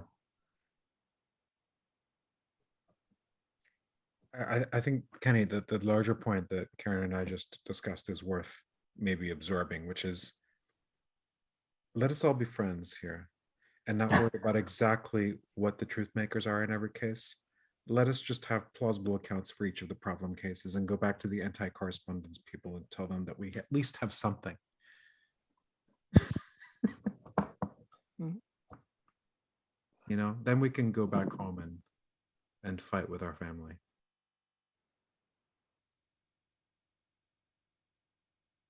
Because I'm not going to be satisfied with, you know, all the logical truths being true in virtue of logical constants alone. But I don't want to have that fight.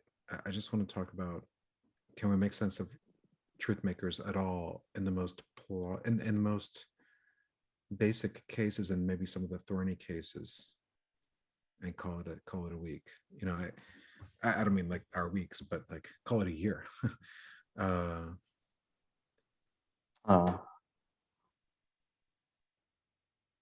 Moments of existence. So yeah. Yeah, I mean, like there. Oh, you know what? It's also actually interesting that they say that you might be able to develop a theme, a kind of version of non-existent objects that they're open to. Yeah, but, exactly. So they're even contemplating alternatives. Yeah, nutty, but you know. But you can also go with the route that just say that identity statements are logical truths. You're kind of silent, Josh. Maybe you can jump in with the bottom of 70, where he's contrasting events with moments. At least I think he is. He says, since truth makers can be designated, they can be quantified over. From John's singing exists, we can infer there is an A such that A is a singing and John does A, or more idiomatically, John is singing. That many normal sentences about events are equivalent to existential sentences was asserted already by Ramsey. It's certainly true that Amundsen flew to the North Pole does not, where Amundsen's flight to the North Pole took place, does imply that only one flight took place. Both Ramsey and Davidson conclude from this as sentences like the former existential. But this is an instance of the dogma of logical form at work. The sentence is undoubtedly logically equivalent to such an existential generalization, but that tells us only that they have the same truth conditions. Despite this, and despite they're having the same event as a truth maker, the two are of quite different form. Does that bother you? Does it bother me? Yeah, that they have different form, but the same truth maker. Would you expect them to have distinct truth makers? Yeah, I don't know how to feel about this. Or to put it differently, which may not be the concern of this paragraph, but it is mine. Do these different grammatical constructions really refer to different things at all? I don't have the intuition that they do. And neither do I. In fact, I'm not even sure why in English we have these two different forms. Like maybe one of them is just it's a part of speech thing. That's all it is. Yeah. In other words, if you want to be able to qualify with with an adjective, if you want to be able to qualify an event, but events are typically represented sententially, then you change it, you nominalize it, and then you can, apply it. So it's just a part of speech restriction in the syntax, but not actually referencing different kinds of things. Right. That's my view. But that doesn't seem to be their view. In fact, the whole ontology of moment as distinct from event depends on there being some difference. Well, I mean, it is important to point out that all moments are objects.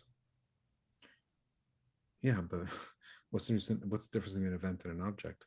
Well, that's something that's always bugged me. Well, that's my point. That's why I'm asking you. Does it bother you? Yeah. I I'm guess my gonna- question you is, guys why do debate. they get, given their view about moments, why do they think that these two sentences have the same truth maker? Shouldn't they Well, think that they have distinct ones? because they admit that the same truth maker can make different sentences, sentences with different meanings true. It's because they reject the dogma. I see. So what they're saying is, okay, so what they're saying is that, yeah, okay. So if anything, what they're saying is that the equivalence of the sentences, it suggests, the logical equivalence of the sentences suggests to them, well, I mean, isn't that It's a truth they condition. have to have the same truth makers? I mean, if two sentences are logically equivalent, Well, that's the thing, right? how So could they not if, have the if same two truth sentences have the makers? same truth makers, Is that aren't they the truth idea? conditionally equivalent? And if they're truth conditionally equivalent, don't they have the same meaning? And if they have the same meaning, how could one be of an object and the other of something that is not an object? Am I just falling into the so-called dogma? I don't know. Yeah, I think that they would not. Yeah, okay, so they say that the logical equivalence tells us only that they have the same truth conditions. Not that they have the same logical form. And I'm not sure about meaning, how that would fit in. I don't think you can have different logical form if you have the same truth conditions. I just don't see how that's possible. Wait, no, I thought back in the man and cat section, That's where they make that point. Yeah. they had the same conditions, therefore the same logical form. So I'm sure they're holding to that here, right? Right. Yeah. So, Yeah. Because they say that, what was his name who had John is a man. the poor guy who had Cyril. Oh, Cyril. Oh, Cyril. They say that Cyril, although this is on page 68, although Cyril has viral hepatitis, may be logically equivalent to, i.e., have the same truth conditions as Cyril has hepatitis A or Cyril has B hepatitis. This is not something that can be established by any lexical, grammatical, or logical analysis of the meaning of the sentence, but at most by empirical research. So presumably that suggests that they have different meanings, even though they have the same truth conditions. And they definitely have different logical form, right? Because one is simple and one is disjunction. I guess I never accepted that the truth conditions of having hepatitis are that of hyping type A or type B. Because that builds in the assumption that hepatitis has two kinds. And although that may well be true, I don't think that it's being true makes it part of the truth conditions of that sentence. Because for them, truth conditions, like things that make things true, are actually in the world, right? So if there's always been A hepatitis and B hepatitis, if viral hepatitis has always been A hepatitis or B hepatitis, then the truth makers or truth conditions of someone having viral hepatitis have always either been a particular instance of A hepatitis or a particular instance of B hepatitis, or in poor Cyril's case, instances of both. Yeah.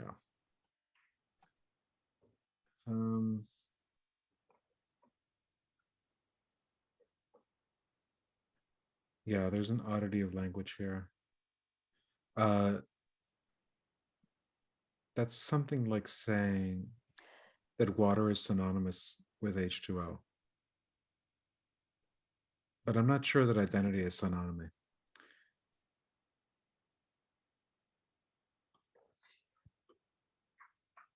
Yeah, they're not saying well, synonymous. I mean, they're just saying, I think they're distinguishing between meaning and truth conditions here.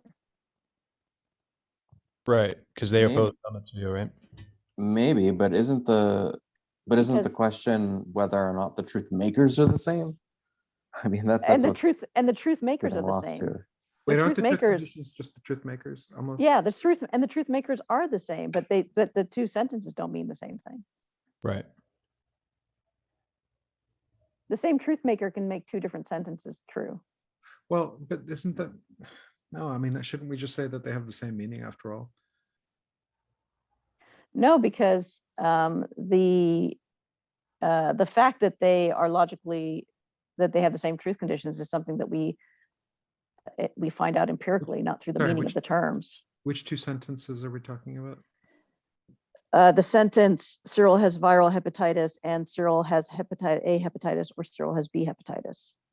Yeah, it seems to We me. find out that we don't find out that those two things mean the same thing. We find out that they have the same, Yeah, the same things make them both true, because we find out more about hepatitis. The externalism that drives me to accept that the truth conditions are the truth makers and that they are in the world is the same argument that drives me away from admitting that there's a meaning apart from the reference. So it's like, I can't have both. Right. Mm. Right. I need more tea. Yeah, I mean, I think the last sentence of Putnam's meaning of meaning is that meaning is reference. Yeah. But yeah, no, okay, so I think this last paragraph here in section 3 is just, I guess it's just reiterating what they were talking about earlier, the fact that logical form, that a difference in logical form does not make for difference in truth makers. I think that's, I think they're just reiterating this point that they already made, right? Is that? Well, and it's in exploring the Okay. difference between designation and truth making. Yeah. Right. So that we kind of skipped over that bit. That this is all coming out of a discussion about how truth making is different from designation, but nonetheless, you can talk about truth makers and therefore you can designate truth makers with your language. Sure. But truth making, the relationship of making true is not the same as the relationship of designation. Okay. What is their account of meaning on this? That's a good, I mean, that's a good question. And I think that Rodrigo's challenge is a good one. Yeah, I'm starting to realize now that I don't know if they have one, or there might even be an incoherent account of meaning. Well, I mean, it can't simply be that meaning is truth makers. Well, no, but here's the problem I have is moments, if they are truth makers, moments are perceptually accessible. And so it could be that when we say something like hepatitis, the truth makers are the moments, or are the things that are observable, like symptoms. Like we say of someone, let's say maybe pre-scientific investigation, people with certain symptoms have hepatitis. And so is the meaning the symptoms? Are we getting at the reference by way of the moments as the, yeah. right? But then they also say that the moments are empirically discoverable, right? And so we don't need to know what they are in order to have meaning. So it seems like moments and meanings come apart. The moments make the sentence true, but they're not. The meaning isn't dependent on the moments. Yeah, I don't think that all moments are perceptually accessible. I think sometimes you can see someone's medical condition, but maybe sometimes you see symptoms that we don't think are the medical condition, right? So if you know the first sign that you have a certain kind of cancer was the night sweats, the cancer wasn't the night sweats, right? Like that was a symptom of the cancer, which was in your, whatever, your some organ. So yeah, I don't think that so it was so symptoms. Yeah, I don't think that this would equate. Right. So usually in medical cases, we refer to the cause of the symptoms. And so hepatitis would be not something that it wouldn't be like an observable moment on the account. Right. But you would fix the reference, or you'd make the claim in virtue of exposure to the moments that were the symptoms, I guess. But some medical conditions like rashes or something, you might just be able to see. Yeah, the So rash. yeah, you might be able to see the rash. So that might be a case where it's made true by a moment, the rash on the skin, which you can also see. Whereas So other the rash things, is the reference, and it's also the truth maker. the rash is As the moment. as the moment. So that's what. But there may also be moments that make something true that are not perceivable because you Right. can't see the. Well, they could be perceivable on an MRI, or like something like sometimes you can see the tumor, right? Sometimes you can see the cancer. Hmm. Skin cancer, you can see it. You can say, look, right there's the skin cancer, I can see it. But that doesn't mean that every case of something is tied to what you can see. Some moments are not perceivable, presumably, but they're nonetheless truth makers. Right. So all they told us is that meaning is not truth conditions, but they haven't told us what meaning is. There hasn't been What it is, yeah, there hasn't been a positive account of, and they've also said that, yeah, they've drawn this distinction between the complexity of the the logical structure of the sentence and the complexity of the world that makes that sentence true or false. Right? They also don't logical ontological distinction. They also don't think that truth makers make for meaning either, because they say that one and the same truth maker may make true sentences with different meanings. Exactly. Yeah. And that's Yeah, the example absolutely. where the like John is a man and John is an animal. Those sentences clearly have different meanings, but it's the same entity, John, that makes both of them true. I want to propose something. There's no way to solve this problem. Well, A yeah. full theory of meaning and a full metaphysics. Because it Yeah. doesn't account for anything you might say that's true. Right. Yeah, we got to do the detail work. Well, no, that would no. I mean, there's two approaches, right? You can either wait until you have a full metaphysics and a full theory of meaning and then handle truth, or you can be more sketchy about it and not try to solve all the problems. I'm all for being sketchy. Yeah, like I just want to solve negation, conjunction, and disjunction. If we can do those, I'm good. I don't have to solve events, tropes, universals. Oh, we got to rename our channel now to Sketchy Philosophy. Well, I mean, after the sketch of draft and then philosophy. your second draft, I'm not saying you stop there. I'm just saying you got to have a win, before you before you define the problem. I'm sorry, yeah, you gotta have a sense of a milestone, because otherwise you become cynical and drop correspondence. I mean, that's what I'm afraid of. So it's interesting. So it's interesting that they are actually against the truth conditional theory of meaning here. Yeah, I mean, what the hell? I mean, yeah, no, it's interesting. I don't even get it. Like, I thought. Well, but and truth conditions. Well, and even if they were against it, I was just anticipating that they would replace it with truth makers because truth makers are more fine grained or something. But they're not even doing that. No. Yeah. Which that's what's surprising to me. Yeah. I think more than anything. Do they say? I don't remember. Do they say what they take meaning to be? And not that it's super important, but maybe they just want to, say, I don't want to solve that. I don't have to solve. Yeah, no, that's fine. I was just I'm curious. presupposing certain problems that only turn up given certain conceptions of meaning. So, I mean, whether or not they want to get into it, they are taking sides. Sure. Yeah, it's true. Yeah, by saying that it's not the same as truth conditions, or All right. By the way, that is Tarski's view. So, like, when they want to move beyond Tarski, it's like they're really missing perhaps one of the attractions of Tarski, which is the identification of meaning with truth conditions. I don't know if that's to his credit, but I associate those two. Yeah. All right. So I grew impatient with the objects of perception. Yeah. I did. The only thing I saved here was the first full paragraph of 73, just as a conversation piece, not because I had anything in favor or against their concerns.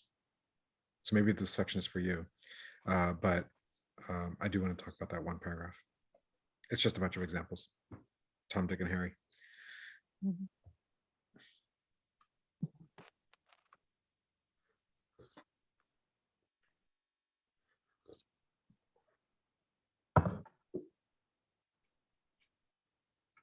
Well, I think this was what got Josh all excited, wasn't it?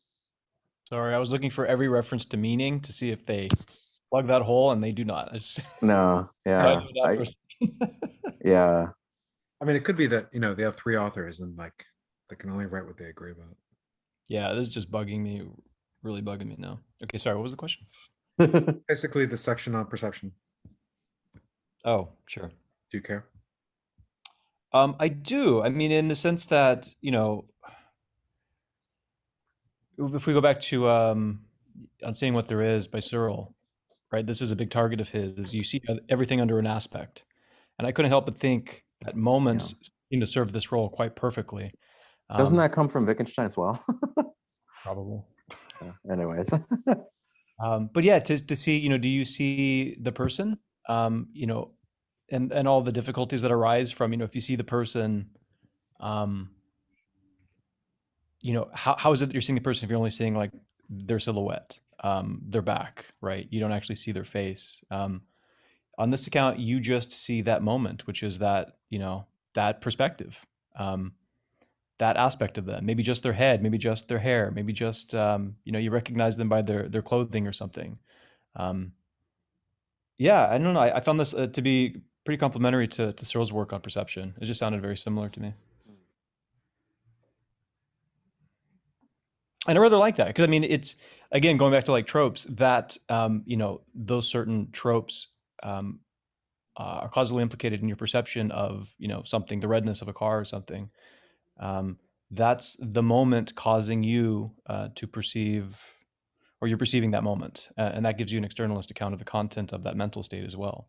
So that, yeah, meaning has to be referenced on their account. It has to be. If meanings are moments and moments are causally efficacious, Oh, I see. Yeah. it has to be the case that they're holding on to meaning as reference. It must be. It just might be. But they differentiate it from designation, right? They do. But I don't know if I don't know if they take designation to be the same thing as reference. I bet you these are technical terms in metaphysics, like contemporary metaphysics. I just don't know. Can I read this paragraph out loud? The example one. Sure. Confronted with prima facie examples of perceivings of moments, such as John's hearing the angry edge to Mary's voice, or Tom's seeing the kick that Dick gives Harry, or Susan's seeing Rupert's smile, the opponent of moments may react in a number of different ways. One ploy is to claim that the noun phrases apparently designating moments may be replaced salve veritate by expressions designating only independent things. Susan sees Rupert's smile by Susan sees the smiling Rupert, for example. For moments of moments, as in our first example on relational moments, as in our second, the replacements will have to be more complicated. John hears Mary's angrily edged voice will not do, as a voice is itself a moment, so it must be something like John hears the angrily speaking Mary, or more implausibly still, John hears the with an angrily edged voice speaking Mary, the hyphenated phrase being treated as an unanalyzed predicate. For the relational example, we need 2 perceptual acts. Tom sees the kicking Dick, and the kicked Harry, or since we have ostensibly only one act here, Tom sees the 2-person complex consisting of the kicking Dick and the kicked Harry. I see much easier examples by just nominalizing the action. Just saying instead, Tom sees a kicking.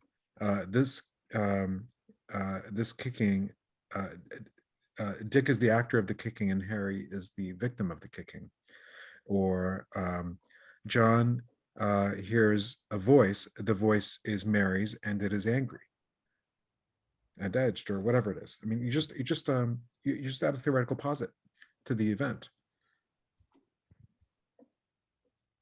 What's a theoretical posit? I just mean you just make reference to an object that wasn't otherwise referred to in the unanalyzed example. Isn't that what a moment is? An object? I differentiate events from moments because events are self-standing. So, And but also he's saying that it's tortured. I don't think there's anything tortured about it if you do it in a more. but he says that a voice is a moment.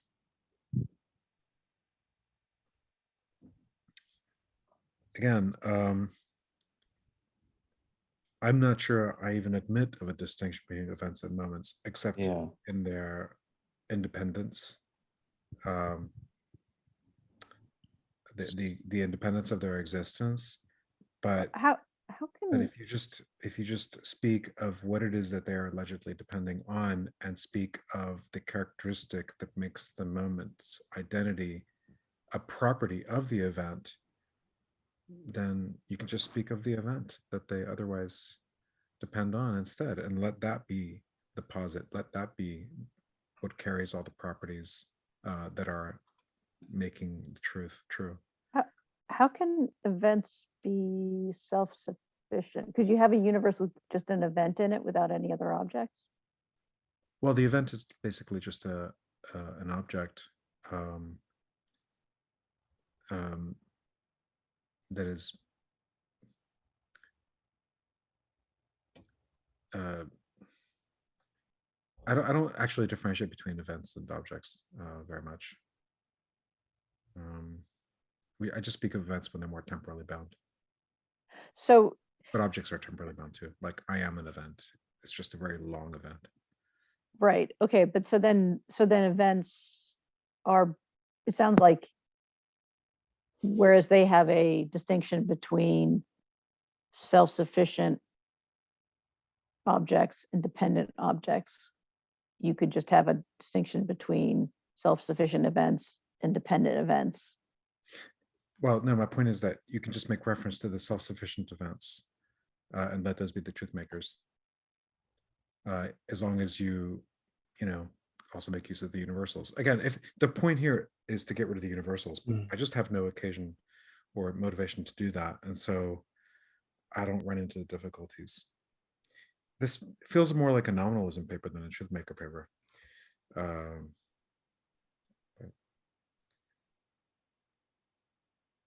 Well, but the difference is that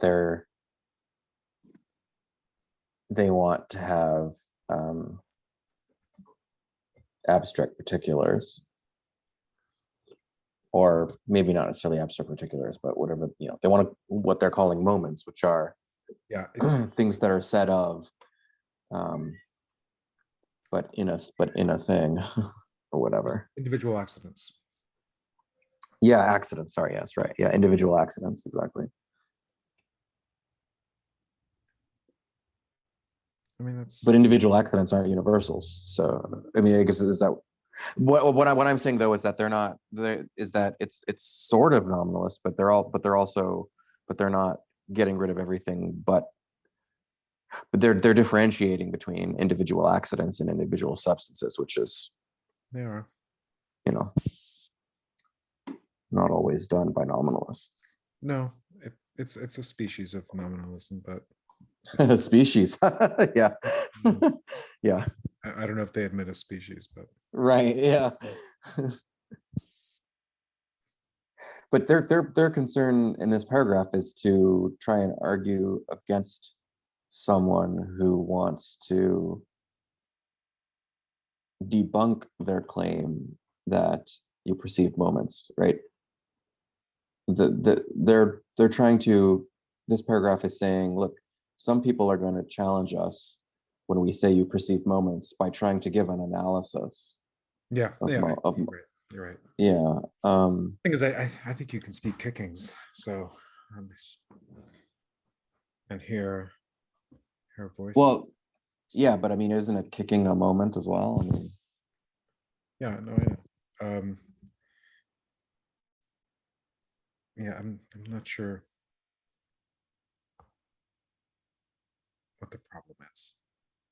I mean, I hear their proposal. It doesn't sound wrong. It just sounds like what they're opposing isn't wrong either, is my take on it. Yeah. And yeah, I'm just trying to identify a fight that I care about. And the one that I care about is upholding correspondence by giving an account of truth makers. And they seem to be narrowing down on a more specific contention, namely how to do that without appeal to certain metaphysical theses, or as they put it, a dogma, which is fine.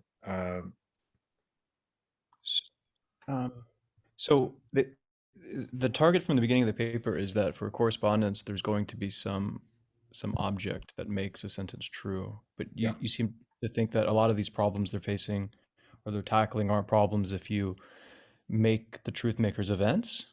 Is that kind of what it comes down to, so that you can see a kicking? Because Yeah, what they're saying is you can't just see a kicking without there being something that's kicking. Well, actually, you can. You can see the moment of kicking, right? And that's kind of like how they're getting around this object problem. But you're just saying you can see the kicking event, like that's what Yeah. you perceive. right. Yeah, and I don't know what they said about that. Yeah, And- I don't either, but that's because I don't read this area of metaphysics. But I think I would generalize what you're saying, broaden what you're saying, which is, yes, at the outset, they're saying if there are truth makers, then there has to be something that are the truth makers. And for each of the various sentences that we want to give an account of. But then they're only helping themselves to certain kinds of things as potential truth makers and not others.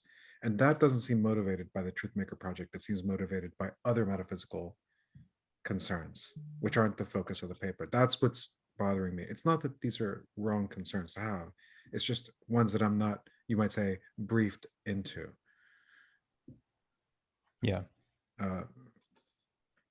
Which is fine. I just, I just get frustrated if it's not something I've got the background in. So I'd like to charge through to the end in just a few minutes and not really worry about the last, or we can push off until next week. Oh no, that's good. It's up to you. No, up to you. I have like 20 minutes in me. Okay, what about well, I guess that's enough. Well, even so, we can do the rest in 20 minutes, or we can push off until next week.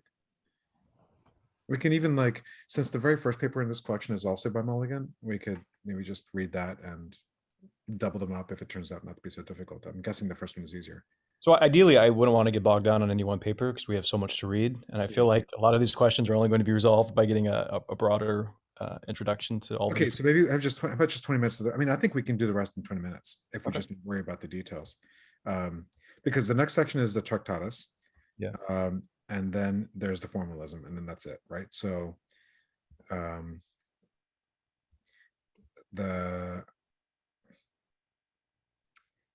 well, let's see. I didn't actually highlight anything in the Tractatus section.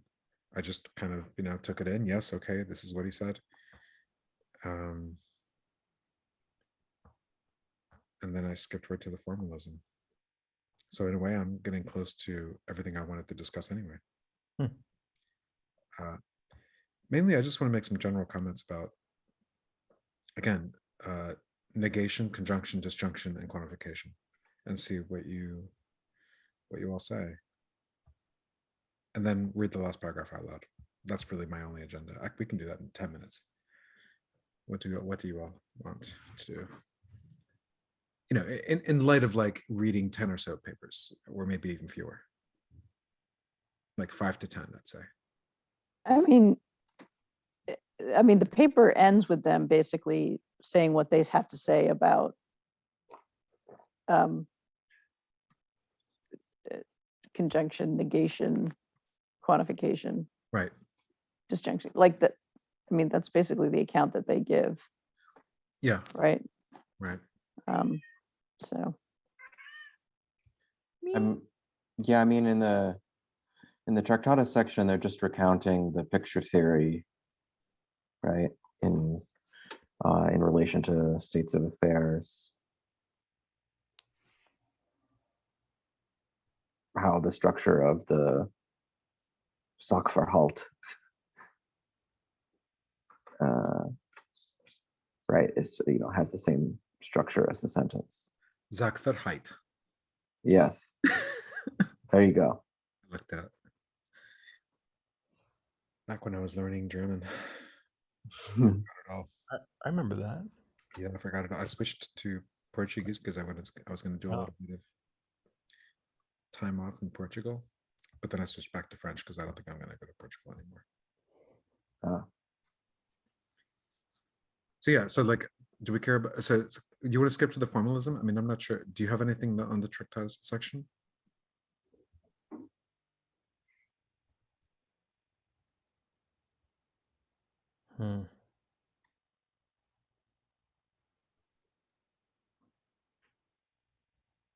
Well, what is it that they feel like isn't quite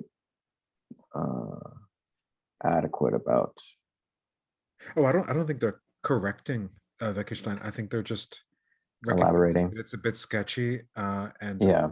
and then just tightening it up and giving it a formalism.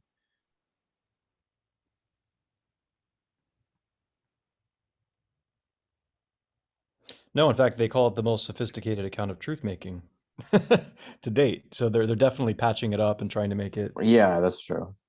work.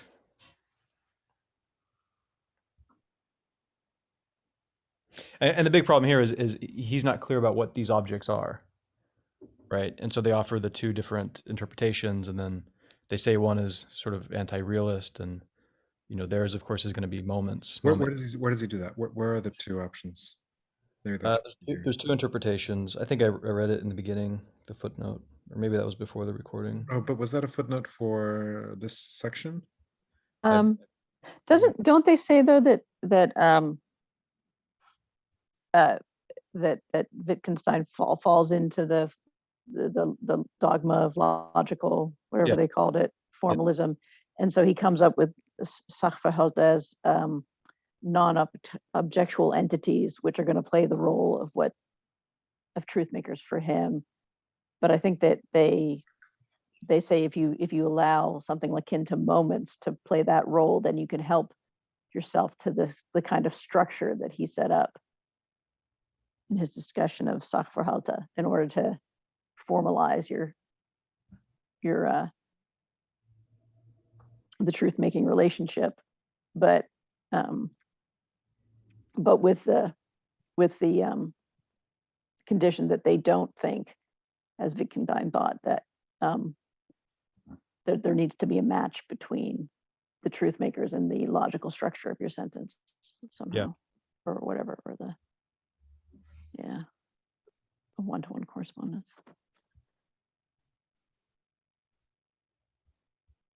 Right. Well, okay. Why don't we just freely talk about conjunction, negation, conjunction, disjunction, and negation? Would that be helpful, or are we still looking for something? If you, I think it sounds like you maybe have a theory you want to float. Yeah, I mean, not really. It'll come out as I speak, but I don't have it prefigured. So with respect to conjunction and disjunction, we know that they're concerned to not to identify some truth maker that would have an internal ontological structure comparable to, analogous to the conjunction or disjunction, but instead want each disjunct and each conjunct to have corresponding truth makers, and then let the combination work itself out by the theory of truth. I think that's fair. I don't disagree with that. Maybe the details I'm still absorbing, but generally speaking, I am partial to, well, actually, I think this is in Tarski already, right? So in Tarski, we in that way of understanding truth, a disjunction is said to be true, not if there's something disjunctive in reality, but rather if reality is one way or reality is some other way. So yeah, it makes perfect sense. I think the only difficulty is the negation one. Yeah. I just want to discuss, without even necessarily reference to the text, although of course it educated us a little bit, what we make of negative truths, such as this is not a tree. Right. I take the view that if we make universals available to us, we can just say that whatever this refers to happens not to instantiate or exemplify the universal tree. Simple as that. So the truth maker is the universal and the object referred to. And in the case of something not existing, if it is a quantifier, then it is the universal again that makes it true. And I suppose the world. So if I say there are no unicorns, what makes it true is the world and the universal unicorns. And there simply not being any part of the world that is exemplifying that universal. I don't find myself motivated to deviate from that. And I would rather have to deal with the problem of universals than complicate my understanding of truth. I suppose that's like my one sentence take on this.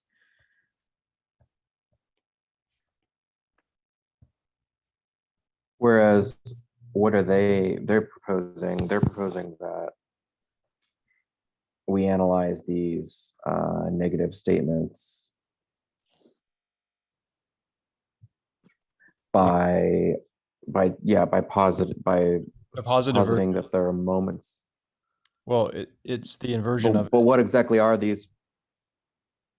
Sorry? Well, take a look at this. On the last paragraph, he says, not only Wittgenstein, but indeed almost all other philosophers who have investigated the relation of making true have felt compelled in the face of the problem raised by negative propositions to adopt an ontology of truth makers as special, non-objectual entities having a complexity which is essentially logical.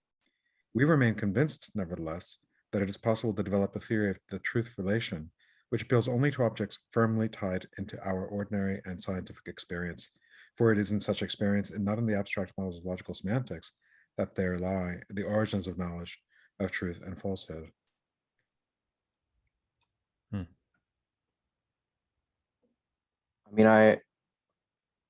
So I guess the universals are the non-objectual entities. Right. And yeah, I appeal to it and they say, no, it's got to be ordinary and scientific, as if the ordinary and the scientific did not appeal to non-objectual entities.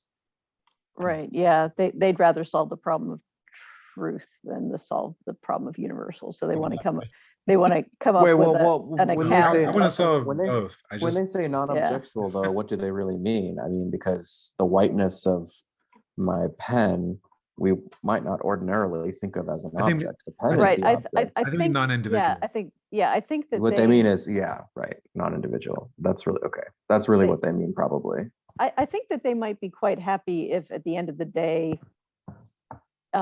we want to say something like, there can be well, maybe not.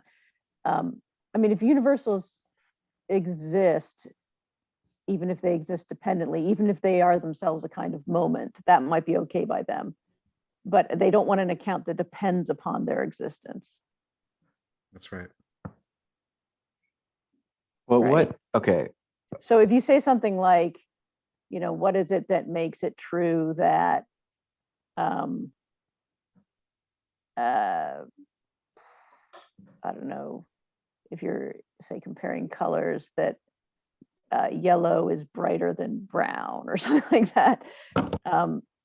It might be that what makes that true is something like the universal yellowness and the universal brownness, but those are moments. Or it could be on their account that what makes it true is all of the moments that are the brownness in this, the brownness in that, the brownness in that other thing, and all the moments that were the the elements in this and the elements in that,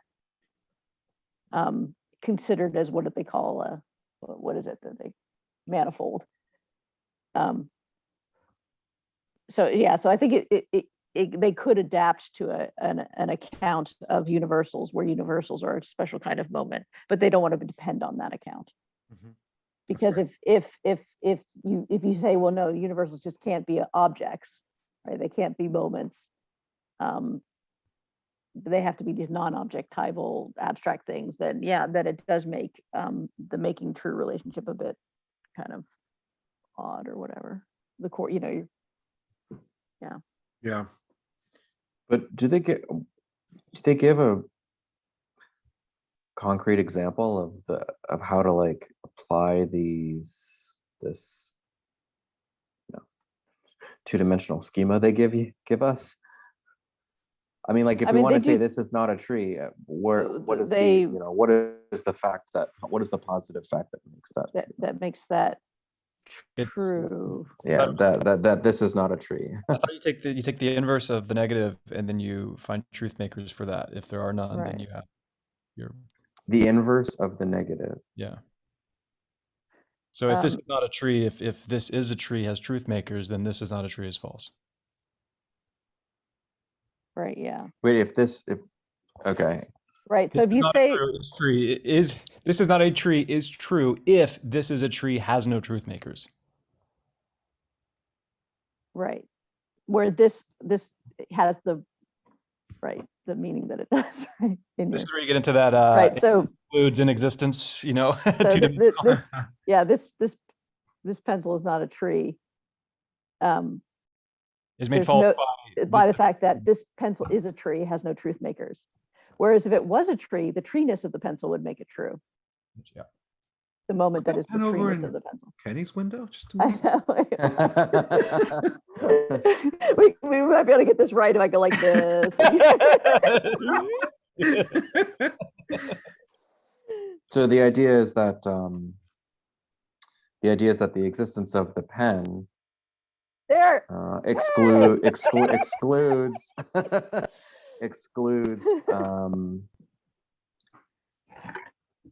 well, I don't understand. It excludes the non-existence of T. That just the language is weird there.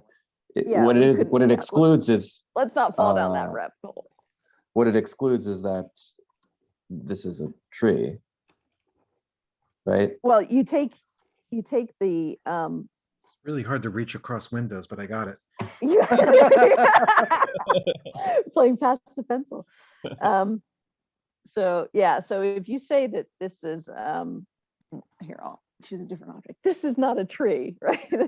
What you're saying is this glass is not a tree. So you take the positive form of that. This glass is a tree, and there's nothing that makes this glass is a tree true. So it becomes true that this glass is not a tree. Okay. Yeah. Because if there was something, if it had treeness to like, so now I say this is not glass. That's false because I take this as glass and there is something that makes it true. The glassness. Wait, but okay. Glassiness of this. But glass. how is this really solving the problem? Like, okay, let me slow down for a second. How is it? I'm not sure this is really solving the problem because you're just pushing the knot back, right? If you say that this is not a tree, it's true in virtue of the fact that there are no moments which make it true that this is a tree, Mm-hmm. then what we're saying is then what we're saying is it's like now we're saying for all the things in in the world, if they're moments, they don't make this true. They don't make it true that this is a tree, right? It's not the case that they make it true. So there's still a question, right? Like, how is it what does it mean? You know, what makes it true that there are no moments, right? That make the, you know. Oh, you say, okay, because you're saying, whereas they're, Like, yeah, what make, well, I mean, presumably we just have to study this and look for treeness. We don't have to study everything, Yeah. right? Well, I mean, what they're trying to well, you avoid have is to that there study has all to of, be you have to some, study all of the moments of this, yeah. don't you? Yeah. Mhm. Yes. Check for any of them being tree related, Yep. or tree conferring, tree Right, but status it's, you conferring. know, And so your right, but it's question like is, but isn't that all of like the, you're saying, okay, well, it's got this plastic. How do I know that the plasticiness is not tree conferring? That there's a negation yeah, I mean, I there? guess one way we could do this is with identity. We could say, you know, all of the moments of this pen are not treeness, right? Well, no, because I think what you're trying to do is But understand right. I mean, moments are supposed to be explaining what makes something true, right? yeah, So, uh, uh, they just have this relationship to certain truth bearers of making them true. And so what the authors don't want is for you to say that if you make some negative claim, like I am not a bald eagle, that means that there's some object out there, which is your not being a bald eagle, that Right. is making that true. Right. Right. And yeah, there's no, I got, no object out there that is my not being a bald eagle. Right. It's just that there's no object making I am a bald eagle true. And so it's true that I'm not a bald eagle. Right.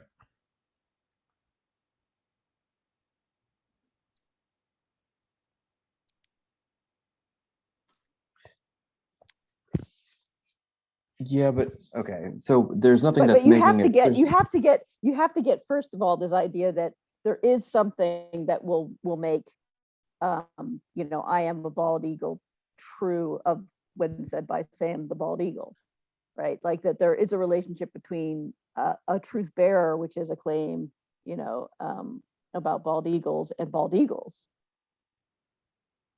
So that's got to be, and that can't be about looking at everything and deciding whether it has this property of not being a bald eagle or being a bald eagle, right? Like you've got to have some connection between bearers of truth and the truth makers. And then once you've got that, you can define negation in terms of that relationship. Yeah. So, but I guess maybe you're suggesting that even to define that relationship, you need to have an idea of things not having that relationship. So have an idea of negation or something like that. it seems like it's pushing the issue of negation back. Like if you're trying to define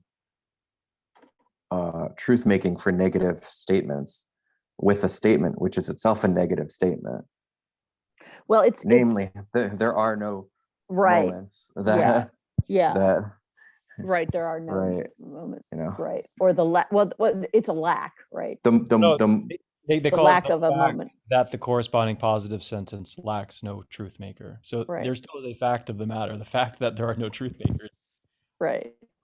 fact that there are no truth makers. That's Yes. that's not a problem. We're not trying to define There are no truth without appeal to makers. negation. We're just trying to explain the truth maker relation of negations, but not to explain negation Right. itself. Yeah, negation, I guess, gets to be a logical We can use it thing, on like both sides. conjunction. It can kind of So I guess what they're saying is that negation isn't a problem when it's quantificational. It's only a problem when it's negating a predicate. And so they find a way of replacing negating a predicate, right? The this is not a tree, with this, with a sentence where the negation is only I'm sorry, Kenny, why is on the that not quantifier. quantificational? What? Why is that not quantificational? Well, why is what not quantificational? Because you're the demonstrative, right? That this is not a tree. Oh, I see. Oh, I see. You mean the reference? Like in one case, it's a demonstrative reference. In the other case, it's a quantificational reference. And then negating one is different from negating the other. Is that it? Yeah, saying Yeah, not yeah. saying not P of A is not the same as saying there is no thing that's Yeah, but I think A, right? Or there is no thing that's P, right? Okay, well, It's not an existential claim usually. I take quantifiers to be made true by the whole world. Right. So I mean, saying, not exactly. It depends on. So positive universal quantification, yes. Negative existential quantifications as well. But negative universal quantifications are made true by a particular, and positive existential quantifications are made true by a particular. But there are no unicorns. The negative existential quantification is made true by the whole world. Namely, no part of the world is a unicorn. but there are trees, right? So we're talking about there are trees as a positive existential quantifier. They refer to that specifically as but saying that your pencil okay, let's call mine Agnes. Saying Agnes is not a tree is not an existential claim, right? It's a claim that Agnes is not a tree. So it would be not T little a.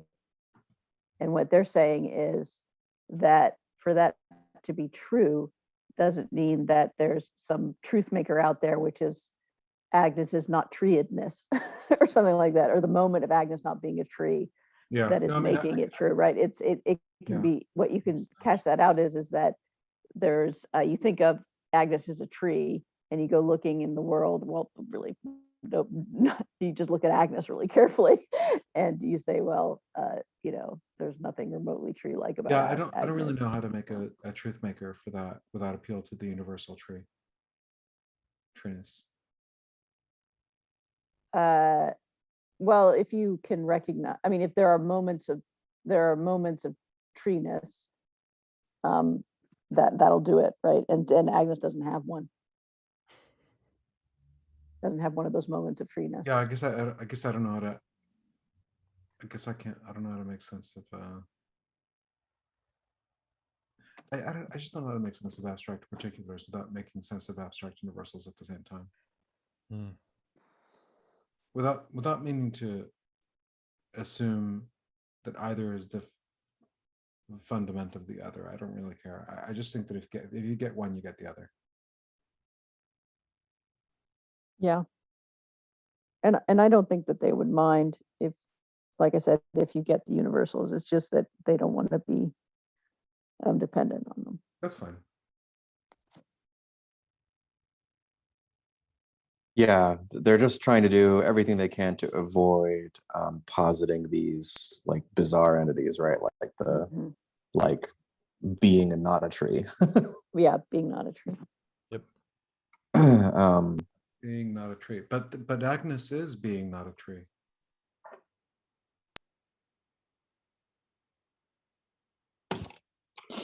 Yeah, so I was just thinking about that. I was wondering whether or not, like, in an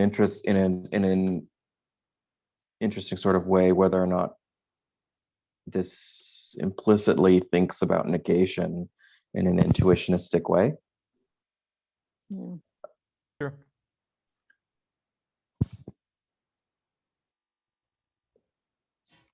Maybe that's why I like right, because it's essentially it's well, yeah, I don't know. Well, it at least assumes like a causal theory of properties, right? Because you can't right. something's not being a tree, right? You can't what? You can't perceive the fence not being a tree. There's no property that causes you to see it as not being a tree. Hmm. You can't individuate properties by their causal powers if there's that's no true. power of not being a tree. No, yeah, okay, yeah, it's true, but you do perceive it being a pen, And you do, independently of the perception, know that pens aren't trees. That's an inference, So, right? That's an additional inference. yeah, Wait, sure. but you don't, but But can't what? you see, that it is not a tree? Transparently, but not phenomenally. They talk about that. Right. Okay. Even then, is Yeah. that true transparently? Well, it's just not. Maybe it's the other way around. Whichever one is the phenomenal one, not that one. No, I get that. But I mean, even in the transparent case, that means that for everything that you see it as being, you are extensionally seeing it as everything that it is not. If you think about it, yeah. Like I could see it's Well, a tree. It's a pen. it may not, I mean, that's part of why I was wondering whether or not this is some, like, I don't get your intuition. maybe their perceptions are, or sorry, maybe their theory of the perception of it would be something that's sort of intuitionistic, in the sense that perhaps you have to learn how to see that something is not a tree in different ways over time, or something like Well, that. I think that you I don't know. can perceive, I mean, I think you can perceive absences, but like, so if I say there's no gorilla in this living room, then Mhm. Oh, I see it. I see it now.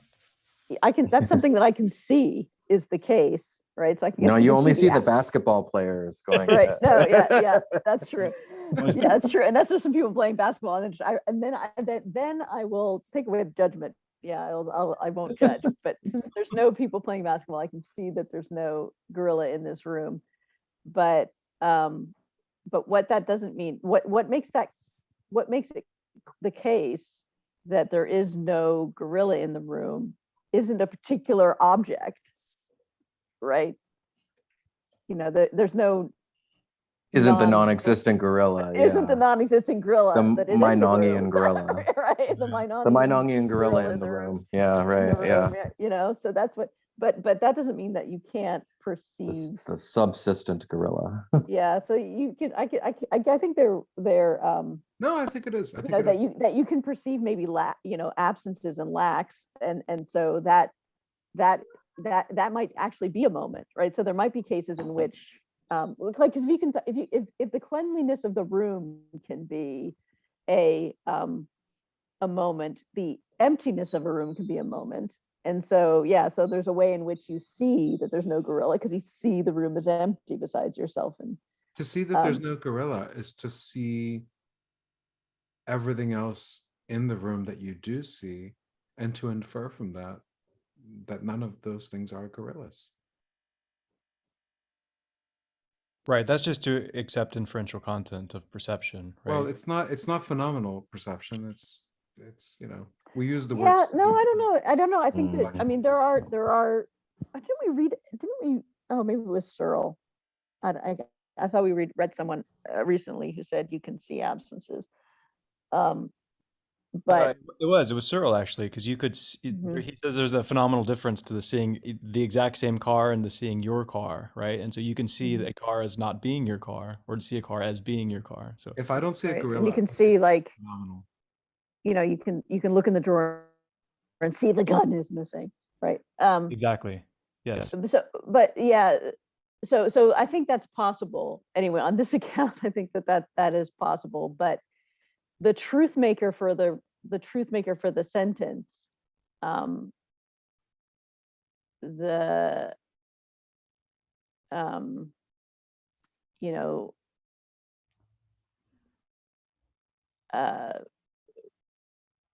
know, to sort of describing that situation might be, doesn't have to be something about that situation, right? It could be,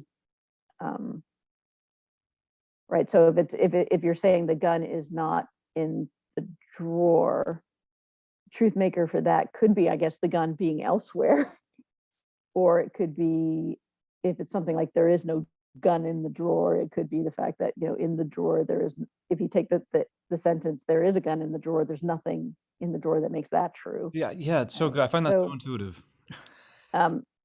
Yeah.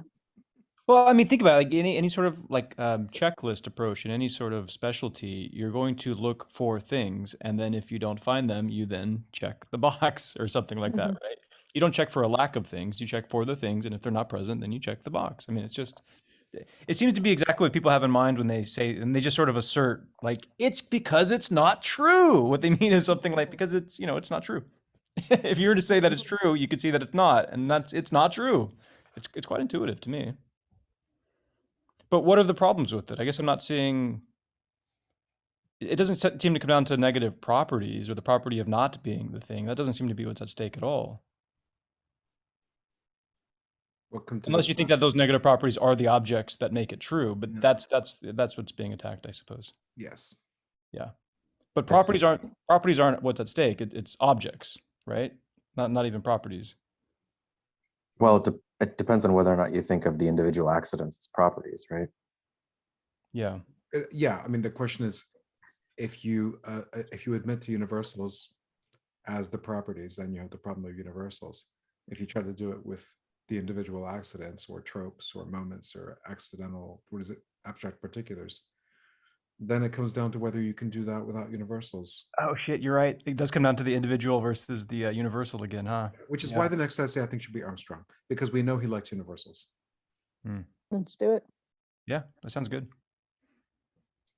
All right. Is that the next one? No, that's No, we're skipping over the guy we've never heard of. okay. Yeah. I mean, we can come back to it. It's just We can that, always come back. Yeah, exactly. I mean, given Yeah. that universals is like going to be my fallback, we may as well see what the problem is first. Yeah. What's the title of the Armstrong? The general theory of truth making. I think it's called Universals for the Win. Yeah, something like that. Yeah, exactly. All right. Well, the next one I'll be calling in from Manisares. Woo! All right, nice. Oh, nice. I hope it works. Yeah. Yeah. Yeah. Well, this will be a real short topic. Mhm.